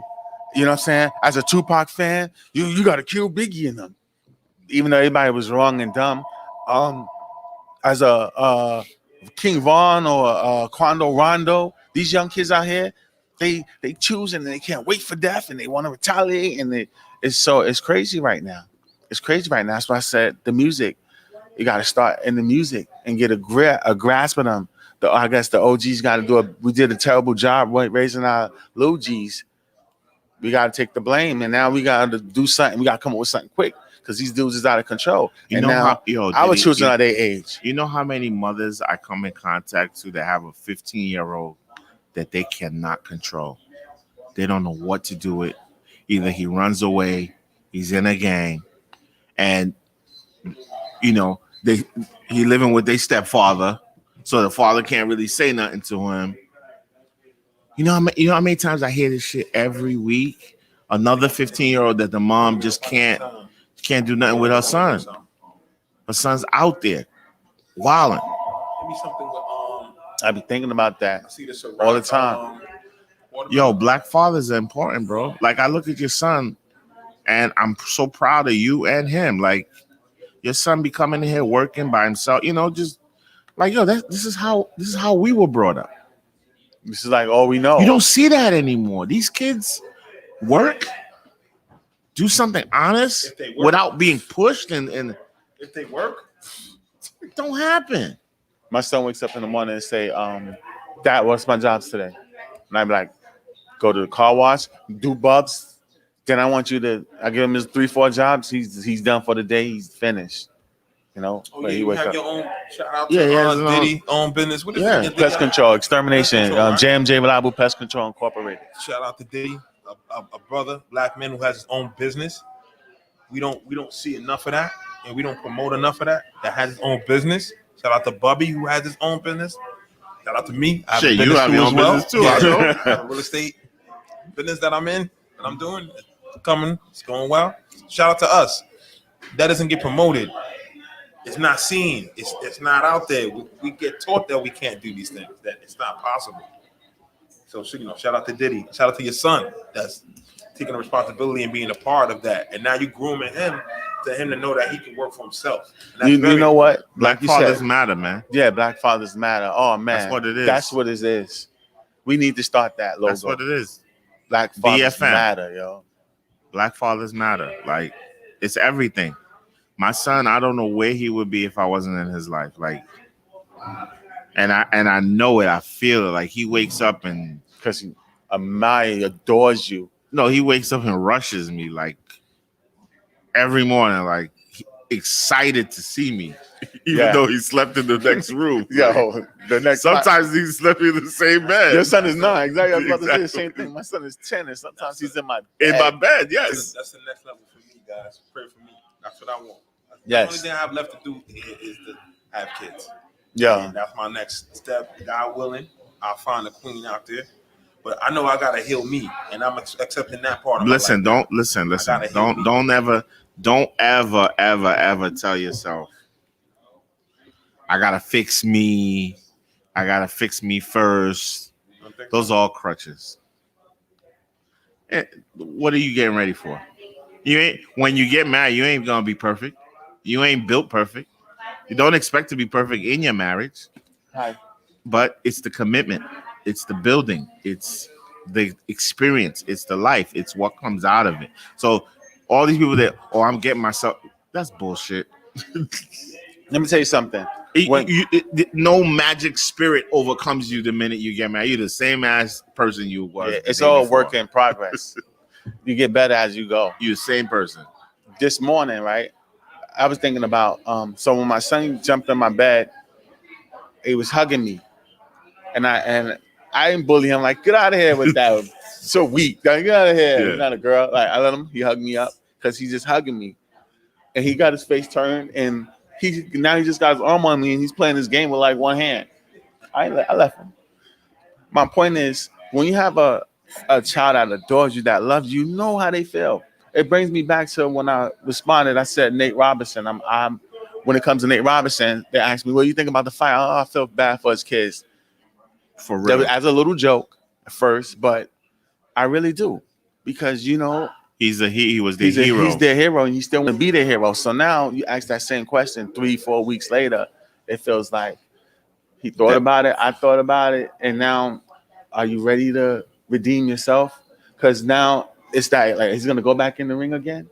Is he, because you want to still be that hero? Now you really got to be that hero and like do the Rocky. You're in that position. He has to. You have to. You know what I'm saying? Yep. And by now you got enough time to convince your wife that you have to. When you have to get back in that ring, you got to do what you got to do. You got to convince your peoples that you're going in again. And that's what I think he's at right now with it. Nah, that's deep though. That's deep because his kids were watching him, and They want you never want to see your kids, like my kids know I'm going through it as a business owner, but they know, oh, dad's gonna be good. Like, it's hard for your kids to see you when you're weak. You know what I mean? I think the first time they saw me messed up was when E died, and it was like the day after JoJo's birthday. Trying to figure out how you put that on. Yeah. Yo, use the other ones, the handheld ones. Use the handheld ones. And and it just freaked them out. You see they don't know, like, dad's crying, like, what's that? You know what I'm saying?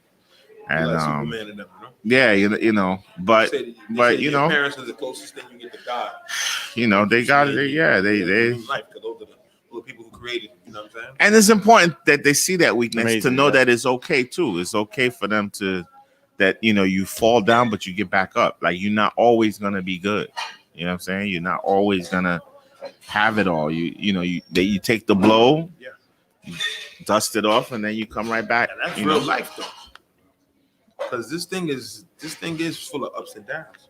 We have to accept that. It's good and bad. Yeah, it's good and bad. good and You're bad. not That always happens in winning. this thing. You're not always How winning. you deal with it. It's not every day you wake up is going to be good. Yeah. Every day you wake up is going to be bad. It's a balance, a balancement, which is important. You have to understand that that's a part of life. You can't wake up every day, and certain things are not for you. Like, I used to get upset, like, when opportunities I felt like I put a lot of energy into didn't come for me. I used to be upset. Like, yo, why, man? I've been putting this. I had to start realizing it just wasn't. Either it wasn't the time for it, or it wasn't for you. Yeah, it wasn't meant to be. This wasn't for you, and you gotta allow yourself to be able to deal with that And be okay with it. and be okay with it, and say, okay, this is a part of the process. Another thing too that's important too is that people think there's some kind of fairy tale. We were talking about religion earlier. Anything on this earth that can be done to you, and you did it to somebody, expect it to come back. We Boomerang. like to call it karma. But if you scam somebody, expect you to get scammed. Yeah. If you stab somebody, beat somebody up, don't be mad when you turn around. You got beat up. Mm-hmm. I just learned, and I'm learned in life that's very important. So anything you've done, people think that you could just, it won't happen to me. But when it happens to you, like when somebody dies, right, and then or gets killed, or somebody if friends or somebody dies, and you're like, oh man, I'm sorry to hear that. And then when it hits you, because we live in a society where it only hits you, you're affected, but it doesn't work like that. You should feel the pain to understand when somebody loses their loved one, that it hurts.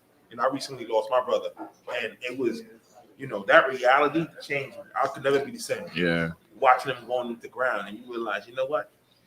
I thought that I had it. I thought that whatever I've done is just cool. And you start to realize you're living here on planet Earth, and you're alive. Right. It's like You coming have up. to change the way you think and the way you handle things. You can't always feel like you have to point that accountability at yourself for why relationships didn't work or why things happen, because you did the wrong thing. And there's nothing wrong with accepting that because that's growth. But sometimes people, we all like to find excuses. No, it wasn't me that did that. It was you. You know what? You know what it's You like gotta always get back at yourself for why something didn't work out. when you coming out of a cocoon. You know, when a worm is turning into a butterfly and coming out of that a caterpillar. Excuse me.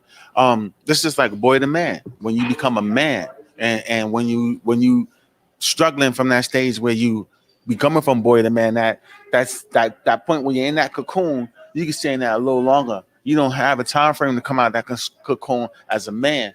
When you come out as a man, you don't go back as a boy and boyish things. You know what I'm saying? You're a man now, and that's when you're changing. Everything changes. That's when you know the difference between right and wrong. When you're young and dumb, you don't even know consequences. When you're a certain age, 18 and under, or 23 and under, or whatever and under, you don't even realize the consequences. You think you're protected by your crew, your boys.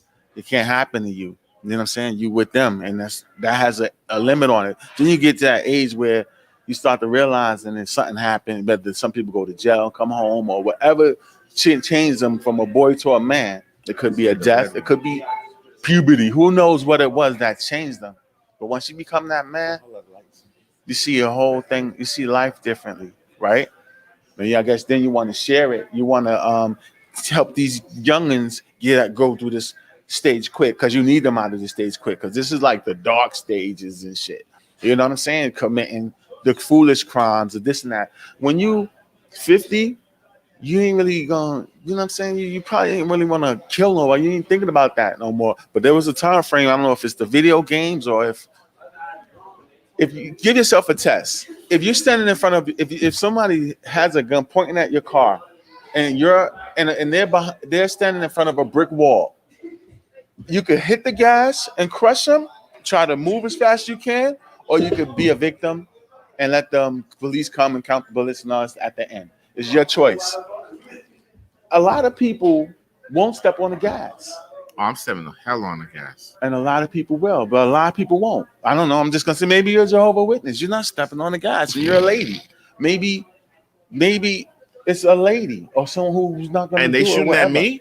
And they shooting at me. Yeah. I'm saying A lot of people won't, I'm but hitting the gas like this. exactly. A lot of people would, but then again, you just never know. But what could you say for those people who don't? But at the end of the day, it's life and it's decision making. And once you reach a certain age, I think, or you've been through a certain point, your decision making is better, of course. And Diddy, that's why I said. It should.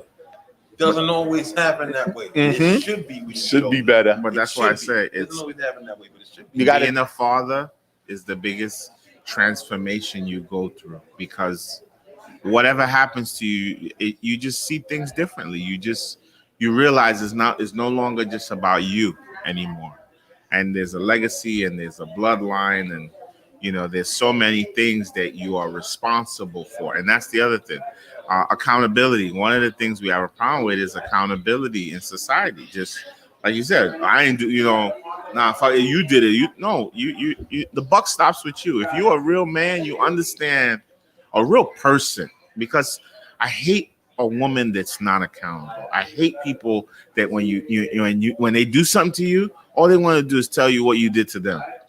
No, you fucked up right now. Let's talk about what you just did. Right. You understand? Don't talk about what she did yesterday or what you did right now. All right, but don't deflect. Let me ask you a question about accountability. If a person is on their deathbed and they have children and they're saying, and they're 80, and they say, damn, if I wouldn't have drank 1,000 bottles of this and that. So if every bottle less, every drink less would have probably gave me an extra month, a week. So I'm going to put all these drinks down because it's shortening my life. And you was going to live to 100. Now you damn near cut to 80 because of the drinks, and you know it. Do you stop drinking knowing that your kids was crying by the bedside saying, no, please don't go? I'm crying all night, and you would do anything to be here another day. So every drink, this is why I'd be like, damn, I don't want to drink. Because, it could be like that. It could be taken from your life, obviously, common sense wise. Common sense. And I take accountability for, like, if I take this drink, I know that I'm letting them down. I know they're by my bedside crying, but I'm like, I'm just take a little sip. I'm gonna leave it.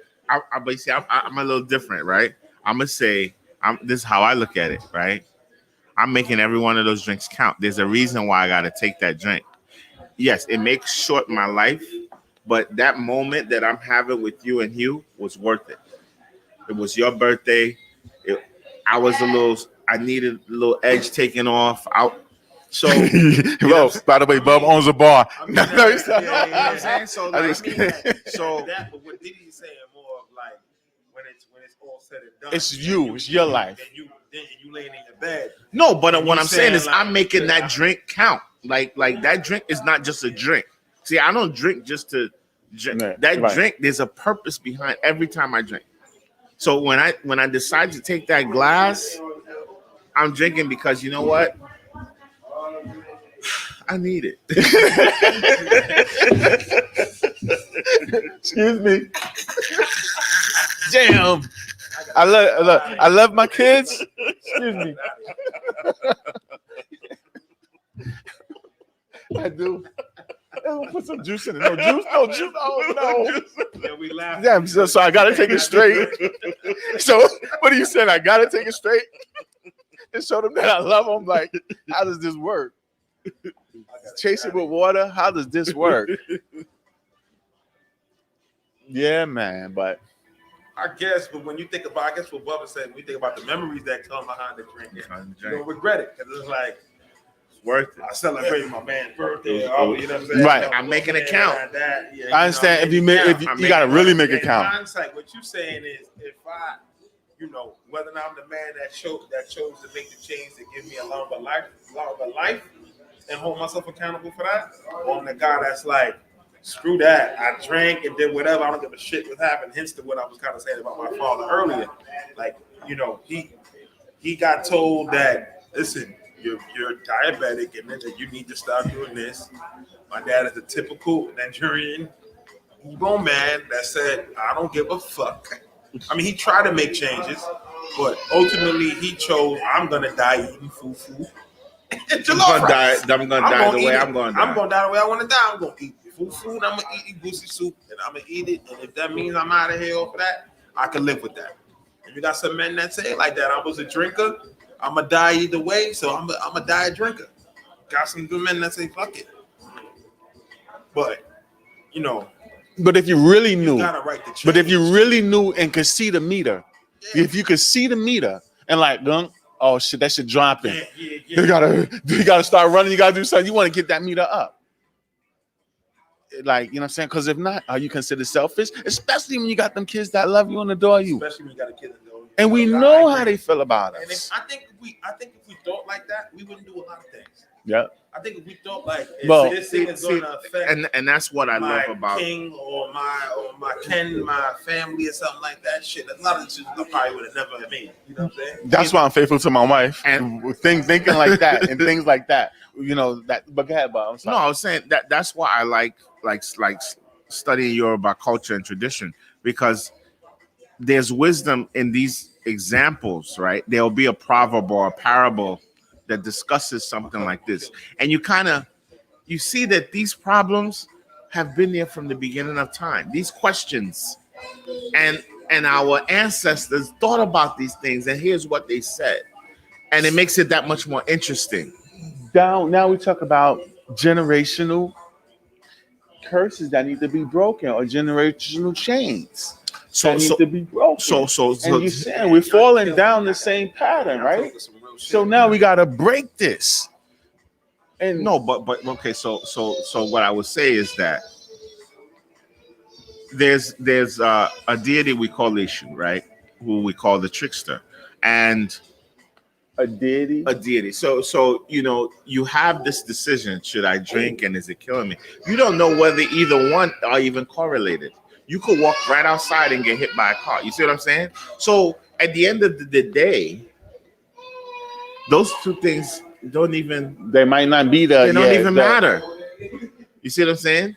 So that's why I said like there's parables, there's wisdom, there's teachings about such questions. You know, if I'm doing this, am I intrinsically? No, you may not. It may have nothing to do with none of that. You may just walk right in the street and the car just hit you, and then what?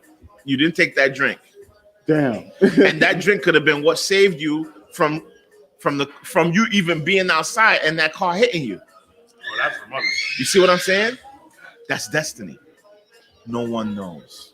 Manifest destiny, as they so call You see what I'm saying? That's no one knows, because that drink you think is killing you could have been what saved you. That's why I always get confused with faith and faith. The word faith and faith, because if you have faith, but is your faith getting hit by a car? Is the Okay, faith So, and okay, faith. okay. Okay, your faith is your destiny. Your faith is no matter what you And do, this is destiny. what's going to happen. Right. My faith is that I believe that I'm going to be a successful person. My faith is I believe I'm going to have 6 children and I'm Right. going to meet a. what if your faith faith is I believe that's not gonna happen to me? Your faith. I'm talking about in a case of your faith being you. Well, getting your faith walking into Your Faith- faith has faith- nothing to do with what you believe. Your Yeah. fate is Okay, whatever's now I going to understand what you're happen saying. regardless. Okay, so Because- faith- Oh, Okay. I You see what I'm saying? Your Bobby faith hit it. is what happens regardless. But- It has but nothing if to you do have with the what you real believe. faith, like if you have faith in God, it's happening No, regardless. that's bullshit. That's what they teach you in Sunday school. No. Okay. No, Okay, That's like no, I'm think talking about if it's not. no, think What about if it. it's not? You If your can't, faith is Diddy, already- you cannot move a mountain. I know that because, is fact. No, That is a because fact. because your faith ain't that high. No, it's Maybe you have bullshit. That's why I said don't believe it. We have evolved as humans to know that's bullshit. And what I'm saying in 2020, we need to stop saying shit like that because we know it's bullshit. You cannot move a fucking mountain with your faith. So stop trying. Stop believing in stuff like that doesn't make any sense. I hear You're that, wasting your time But you added doing logic. that. But see, faith is okay. You see what I'm saying? It's something what Bobby is saying, and Bobby hit it. But on that part, it already been different. Mhm. So like Bobby said, it's right. Faith is not knowing. Faith is not knowing per se. You can't see. So I can't see it and know for certain that behind that wall is $1 million. But I got the faith, and I believe that it's there, and I believe that I will get it, and it's there. I don't see it for certain, but you believe. I know that it's out there. I know it's gonna come back to me. That's having faith. Yeah. Now faith is what's supposed to be already But it's already for written. you. This is your faith. Your faith. You know what I'm saying? You gotta. It's just the course you're gonna take. You can do anything you want to do, whatever may have you. This is where you're gonna wind up. It's already. But the wind up is not the wind up. I don't The wind up necessarily is not believe in faith. the real wind up. I don't believe in faith because I think faith keeps you not wanting to be better and change. And you have the ability to change as a human being. You have the ability to change. And that- That's why I don't and really see, believe in faith. My problem with You faith can is change that it things. creates a crutch, right? In humans, that we start believing in fairy tales and things that are literally impossible, and it takes away of the God factor in us to be creative. That's what faith. No, my thing that is, God that's factor faith. in us No, requires activity, the inner- no. requires energy, Right, it does. requires innovation, requires us to act. Yeah. But others think that by thinking it is like, I'm gonna lift up that phone because I have the faith to do it. You're a fucking liar. It will never happen. That's true. Stop lying to yourself. Well, that no, does not we're talking exist. About we're talking about the but final I faith. can get up there and pick it up. No, wait. I meant when so now faith could mean different things in both religiously too, because faith is the end result. So at the end of the day, even though the end result is getting hit by a car, the end result is being with God, having that faith. So it's still the end Faith or result. faith? No, Either it's one. not. Either one. No. Whether it's your faith that But your faith or- does not always is not your faith is subjective. It's not real. you wouldn't know. Yes, you would know. It's Your faith. Your the faith, faith when it comes, like I said, Your moving a faith, physical object. right? You can have faith in that, Your- or you can have in anything. In anything, I can have faith that JoJo's going to become a doctor. right. You may not be a doctor. But could you have faith that you're going to be with the Lord? Faith or fate is what you're saying. What- What are you saying? Diddy? I am the Faith. Lord already. What Am I do gonna I have what do I faith what? or faith. Did he? Nothing Did with he? the Lord. What does being with the Lord do for anybody? Think about it. You You're don't dead know. already. Right, but you won't know It- until you know. So, Bob. but That's a you're hard dead. question. You see what I'm saying? I'm where I am now in evolution as Yeah, a you was human being. explaining that right? a little bit. to Is me. that what does it matter? The other side. Let's deal with what's here. Let's fix what's here. And what happened during slavery and all these times is they got them to think about the other side while they fucking worked them to death here. Yeah. And made them think that there's a heaven and they're gonna be rewarded there and you're gonna be with God and you're gonna walk with the hand. That's bullshit. You're dead, you're dead. And if it does happen, God bless you. But let's think about here. You getting fucked. So that's how they use faith to fuck us over. Because they get us believing in shit that don't exist. They telling us stories and saying it's true. They telling us Santa Claus exists. They telling us Santa Claus coming down the chimney on Christmas. And they believe it. They telling us when we die, we're gonna be walking with the Lord. How long I want to hold the Lord? I don't want to be with anybody that long. Why do I want to walk with anybody for eternity? What we doing for eternity? What we doing? Just roaming around in heaven forever? And then Is that what you want to do? And this is the thing with that. Think about it. Is that what you want to do? And the thing, You want to watch your porn, did the you? thing that faith tells you. Come on. The thing that faith Come tells on. you- Look at present. Faith Okay. is also telling you that you have no work to be done. Faith is telling you, yo, it don't matter what you, nigga, you ain't got no work to do in yourself while you here. You can just fuck around and walk around. You whatever your faith is, your faith. That's bullshit. You can change things. A heavy set guy can lose weight. It can be done. It can be You done, can but diet. it does You by can work. It's work on done it. by So work. that means you have to. Because look, not even that faith thing, true. they tie it to prophecy, and that's how they got you. bullshit. Because when you're a faith believer, they hit you with the prophecy, and then now you want to make sure that prophecy comes true. So now you're not willing to do anything to achieve that. Yep. I mean, And this is what the pastor you does. start the He gives you a faith, and then he's going to tell you the prophecy. You take I away- prophesy you're gonna have take away prosperity. your own personal responsibility. But you have to And come. You should never do that. So I pray for you. You have to come. So I do this for you. You have to come. So I do that for you. And guess what's costing you? Your It's a cash. scam. But for those who study theology and things like that, they probably got something different to say. You know what I'm saying? I'm sure. Me, I don't have no backup. I don't even really open up the Bible that much yet. You know what I'm saying? I'm still that I'm I'm not you know. saying that, Diddy. You're right. The word is good. There's stuff in the word that we can definitely take Yeah. and apply to our lives. 100%. Absolutely. 100%. There's common sense in what I'm saying is be practical in all things. If you're reading it and it makes sense, it's great. But believing in things that you should know better. It's like you're a parent now. It's like my kids. I tell Ravi, you should know. You're 14 now. You should know better, and that's how I feel about a lot of things that we believe. You should know better. You can't move no mountain with your Christmas faith. Eve and Santa Claus thing. People are broke, poor, praying for money. They still broke, and they will always be broke, and they will never be rich, and they will die broke. But they've been praying 70 years the same prayer. Did he? What happened? God just didn't want to answer their prayer, There's no action behind and they lived on faith. But that shit didn't work out. That shit wasn't. It didn't give them nothing. They died in poverty.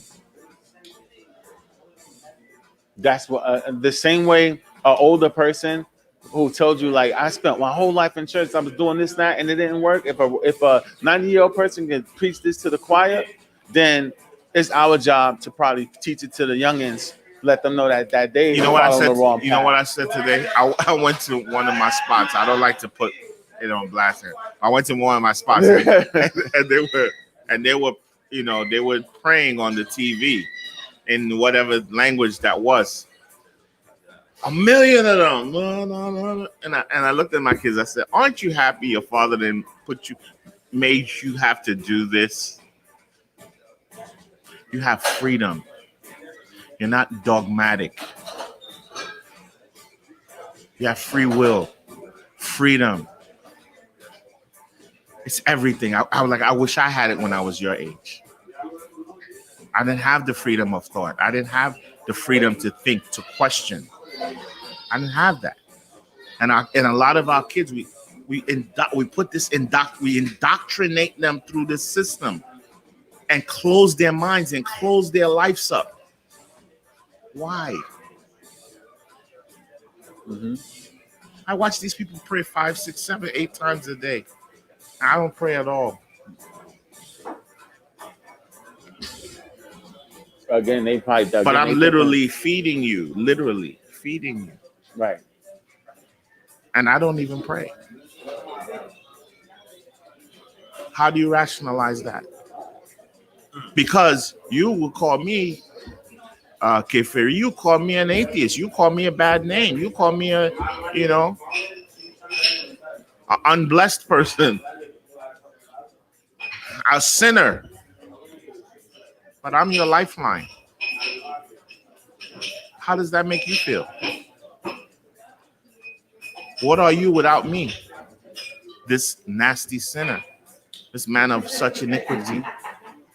So don't believe that shit. So that's, I guess, when you said the That's what I balance, said. a balance in that Cut leads that to shit so out much of your different mind. things. People, we have to cut that out of our life. As black people, cut it out. We are not sinners. We're not born sinner, not born in no sin, not born in iniquity. Fuck all that shit. Get rid of that. Stop feeling sorry for yourself. We did nothing wrong. A kid is not condemned by being born. What kind of God does that? All right, all right. So what could we get out of what could we get out of that by being free thinkers and being and not because you can not hurting achieve. You are God. You are God. You create. You don't sit there and pray for shit to happen. You make it happen. Us right here are examples of being free thinkers. You got your own business. You make it happen, Diddy. You've been making it happen You're forever. literally paying your own son. You know how that feels good. He's working. He's creating his wealth. That's being a free thinker. You're not sitting there praying on money to fall out. 5. Sitting in your crib praying on money. No, you out there getting jobs, working, creating the opportunity. That's free. That's the reality. That's we put our mind, we put our lives in this box. The energy. And ask God, and people be like, "Oh, I'm at a point. I don't really know what to do." Motherfucker, figure it out. If you don't do, you don't eat. Figure it out. If you don't do, you They'll don't pray eat. for 15 years trying to figure it out. So we would have to teach and subtract the teachings of basically Throw all of that out. Throw it all out. One of the biggest sins. Throw it all out, One bro. of the This is what they biggest used to enslave you.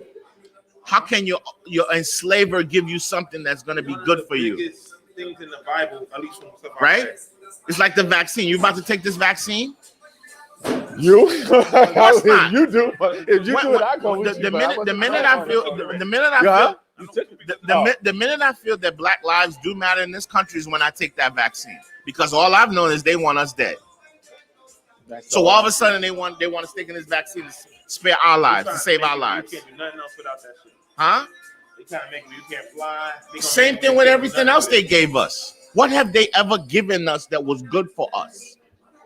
That's how come when I was driving here, I was thinking about gang wars, and I said sometimes, what if these police they got the mask, they got whatever on their face, the dark, and they put on their little hats and their little mask, and they go strip a rival gang in their colors and jump in this unmarked car no one's ever found. Blah blah blah.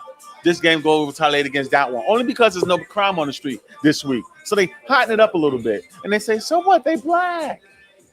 They black." And that's what they've been doing.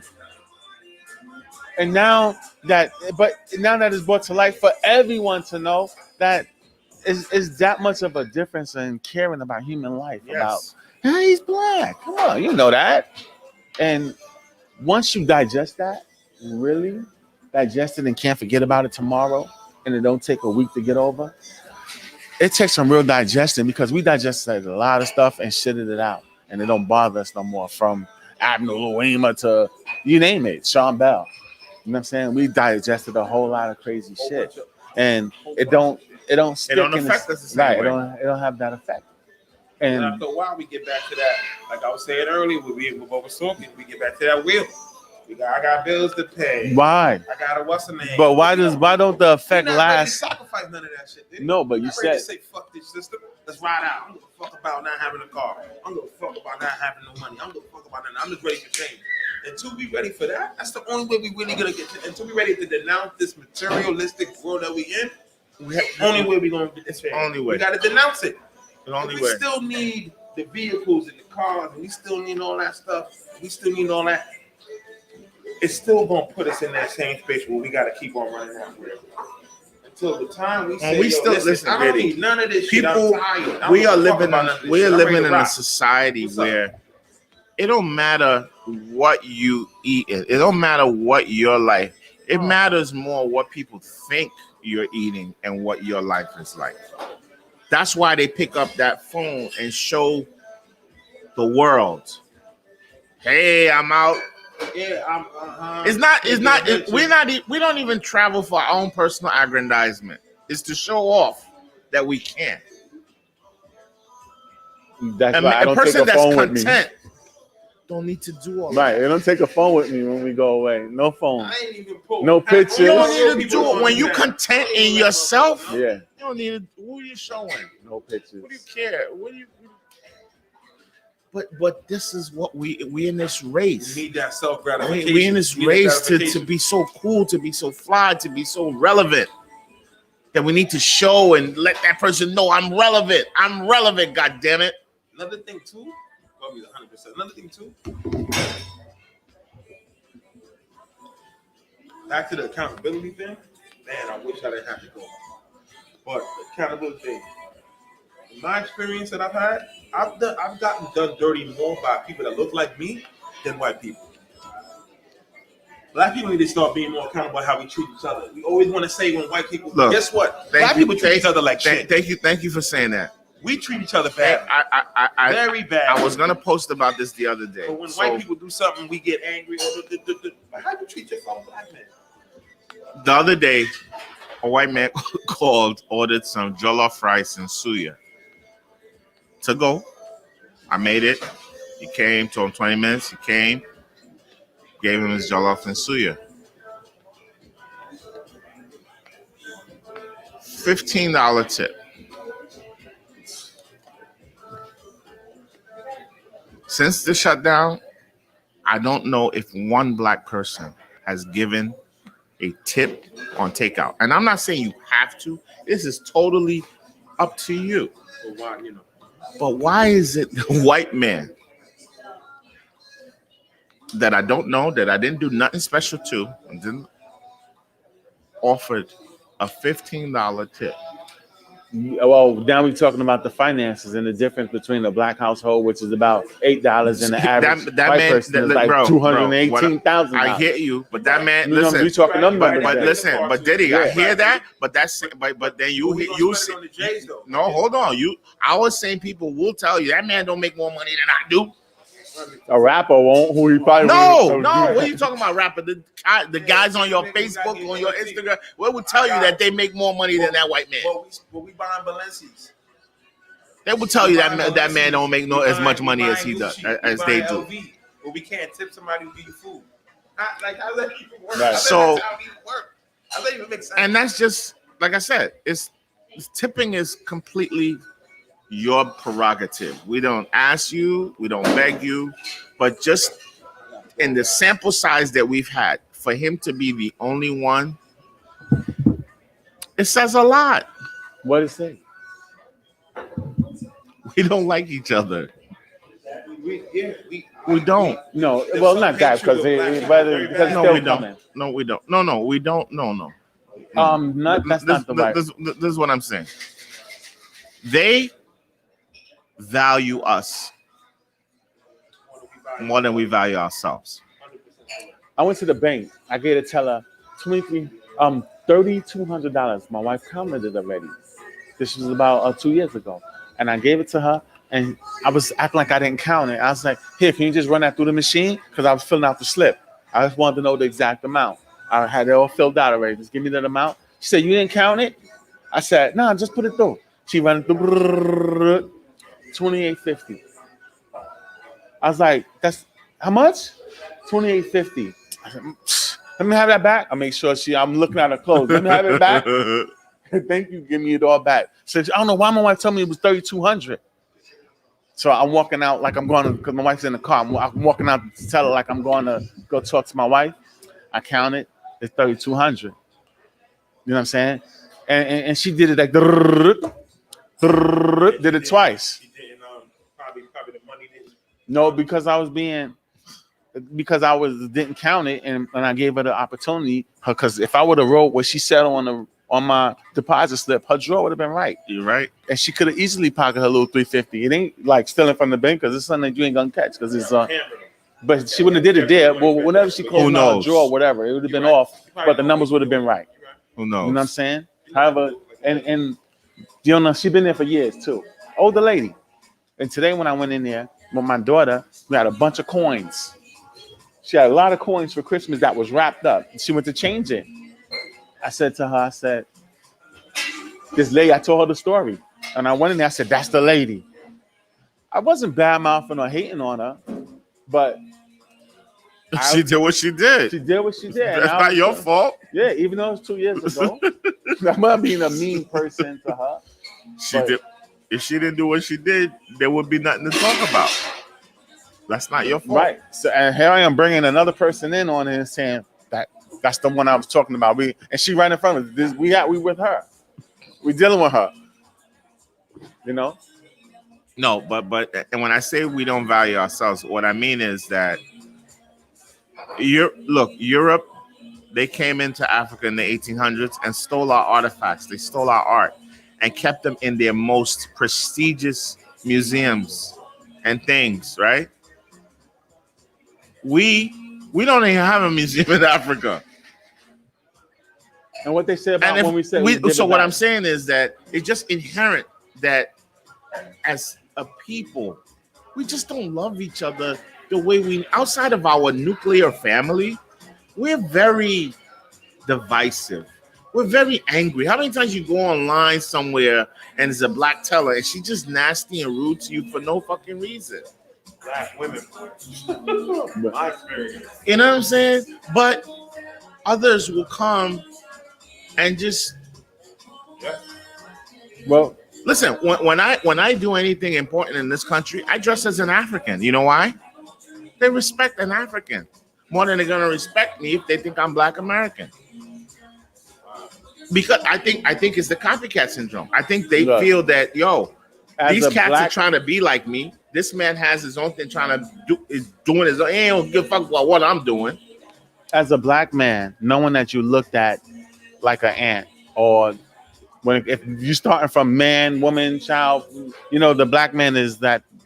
As a black man who feels, I mean, because our common sense tells us where our playing field is at, what level we at, and how other people look at us. Even if you're Mexican, you're looking down. If you're Honduran, you're like, whoever you are, you want to start looking down. Like, well, a black man did it. You know what I'm saying? It was a black man. And as a black man, which is not funny, really, it's sad to us. Now that we do know, and like to get help, can we do it alone? Because a lot of things is repetitive that we've been doing for years, and it seemed like the Malcolm X syndrome or whatever. It seemed like if we climbing high enough. But Diddy, how does it stop the same thing? We go right back to how does it stop us killing each other in the streets? The barbaric action, the cannibalistic action of us going Where do we back start? How and do we killing start? each other in What the do we street do? goes back to that fundamental theory that we do not like each other. The same way we get don't money, love each other. look, We the do same not way value we get each money other. in different avenues. You have to have different streams. The same way we gotta attack this. Different streams, all streams. Turn everything on. I don't know. Turn it on. What you want to do? Stop the police. Buy back all the guns. Turn it on. What do you say we do? Wait, we're gonna make rallies every day. Turn it on. We're gonna feed the gangs. Turn it on. But that's how we Everybody. are now. Huh? That's how we are now, Diddy. We have no leadership. Everybody. No, Diddy. That's how we are on. What you said is 100% factual. What we are. need someone Because in charge there- of this. Exactly. Because movement there's so many for real. parts, there's so many facets of Like black the life government. in America that everything is turned on. You see how COVID affected the business, and now the SBA is doing such and such. We need a SBA small black I mean, we need somebody that just. But I said govern- that. I said that. But we need to be the ones to put it together. Our rich family members, our rich billionaires, our Bob Johnsons, these guys But what will need we to put put together? a black fund together Not just that. To do what? to help small business, Not black, just small businesses. black owned No, small business. blacks. All Let me blacks. tell you why you help small business. Because small businesses like you, what do? You reinvest in your business. You hire, right? When you get a job, what's the first thing you do? You go and you're looking for workers to help you do that job. So you're not taking that money and going to Dubai. All right. So that's why they have to But funnel look, it through listen, the business. look, if we had that, right? yes, it'd Because be- they know your mentality. Your Look, mentality is I'm gonna buy that machine that I need to make my job I'm quicker. not doubting that. A right? major portion of that So you give it to a foundation- regular person. But Oh, yeah, look, he going, yeah. listen, And he a going major- online showing you that he doing it. a major Yeah, portion of they'll that have it spread all foundation over their should bed. support that idea. The foundation got to be way larger than that, larger than just helping that. That's there. What else? It's there. Whatever you say, it's there. That's the size of the foundation. Helping black business, it's there. What you said, whatever, Okay. it's there. Okay. We need it all there to really put a stop to this shit. That's what Black Lives I- Matter supposed to be, but it's not doing anything.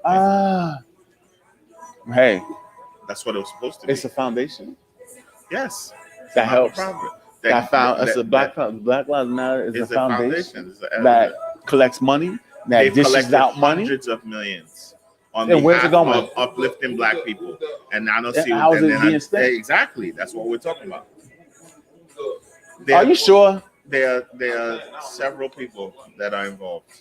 No, we talking Several about women. like it has 3 to women be. founded Mm, Black Lives Matter. No, we talking about something that, but this should be issued also by the government. Like they should assign someone, just like in the Fuck the Congress bill. government. No, we don't, Diddy. That's let's stop depending on people. We can do this, Diddy. Me and you. Listen, if $1 billion dropped out the sky, me and you can have a plan for Black America. That would be amazing. The question is, it ain't dropping out the sky, bro. Where the hell we gonna get the billion from? We gotta convince enough people to give me and But Diddy the if money. Black Lives Matter already started that, I'm sure the only thing they could come up with is what we're saying, because this is the parts. This is the parts, and you don't have to be sitting down. I mean, anybody could have thought of this. I'm sure other people did, right? Look, eBay. It does not take much. Believe me when I tell you, right? You could be one step. We could run into someone that knows Giannis Antetokounmpo, right? He just signed a $250 million contract, right? Banks will give him any amount he wants. He can probably raise it amongst the NBA another $100 million, right? We may know someone that grew up with him, and all it takes is something like that, where you meet someone that knows someone that could sit in on a conversation and become inspired. Like Akon. That's how simple it is. But you know, half of our problem, we don't talk about our problems. Black people too afraid to talk about. We too fly to talk about our problems. We too ashamed to say we have problems. We don't want to bring it up because we've been oppressed for so long. We always want to look like we win it. We want to be winning. We want to look like we win it. We're not comfortable talking about our problems, our issues. So we don't ever get no help From each other, you know, we have to have that discussion with each other. That's why we're here doing it. So somebody's out there listening. I mean, out there how many listening. people we have We listening? need help. Maybe like one. Nah, 5 million. What's No, up, 5 million? seriously. We work it out. I don't know. But we do need help though. But I gotta go. We've been on for 3 hours and 25. No, what you were saying before you go to the people who's out there listening, because we might have that one person. That's what I said. We need Listen, them. Giannis. We need you. You got 2 of your Nigerian brothers right here. You got your boy Diddy. Yo, Diddy, if you out there, Diddy, you got the other Diddy right here. Diddy, I see you online with all this love, promoting love. Yo, Diddy, you a real businessman. Send it to us out here, small businesses. Let's us make it other happen. brothers that are coming up, that's trying to make a change, that wants to see We change. have ideas. You know. I'm So let's support- have I'm- these meetings. Let's continue to have these conversations that puts the agenda too. Yeah. That opens up these conversations. important. Yeah, for the word. And I don't athletes want to- to just talk about it though. I'm about action. I want to see it. I want to put it because we like racing against the clock with these. We are well, I don't racing know. against the Well, I don't clock. want to blame it on the young boys. I are want to blame it racing on the ignorant. But we racing against the clock. We gotta move. We gotta move. One love, y'all.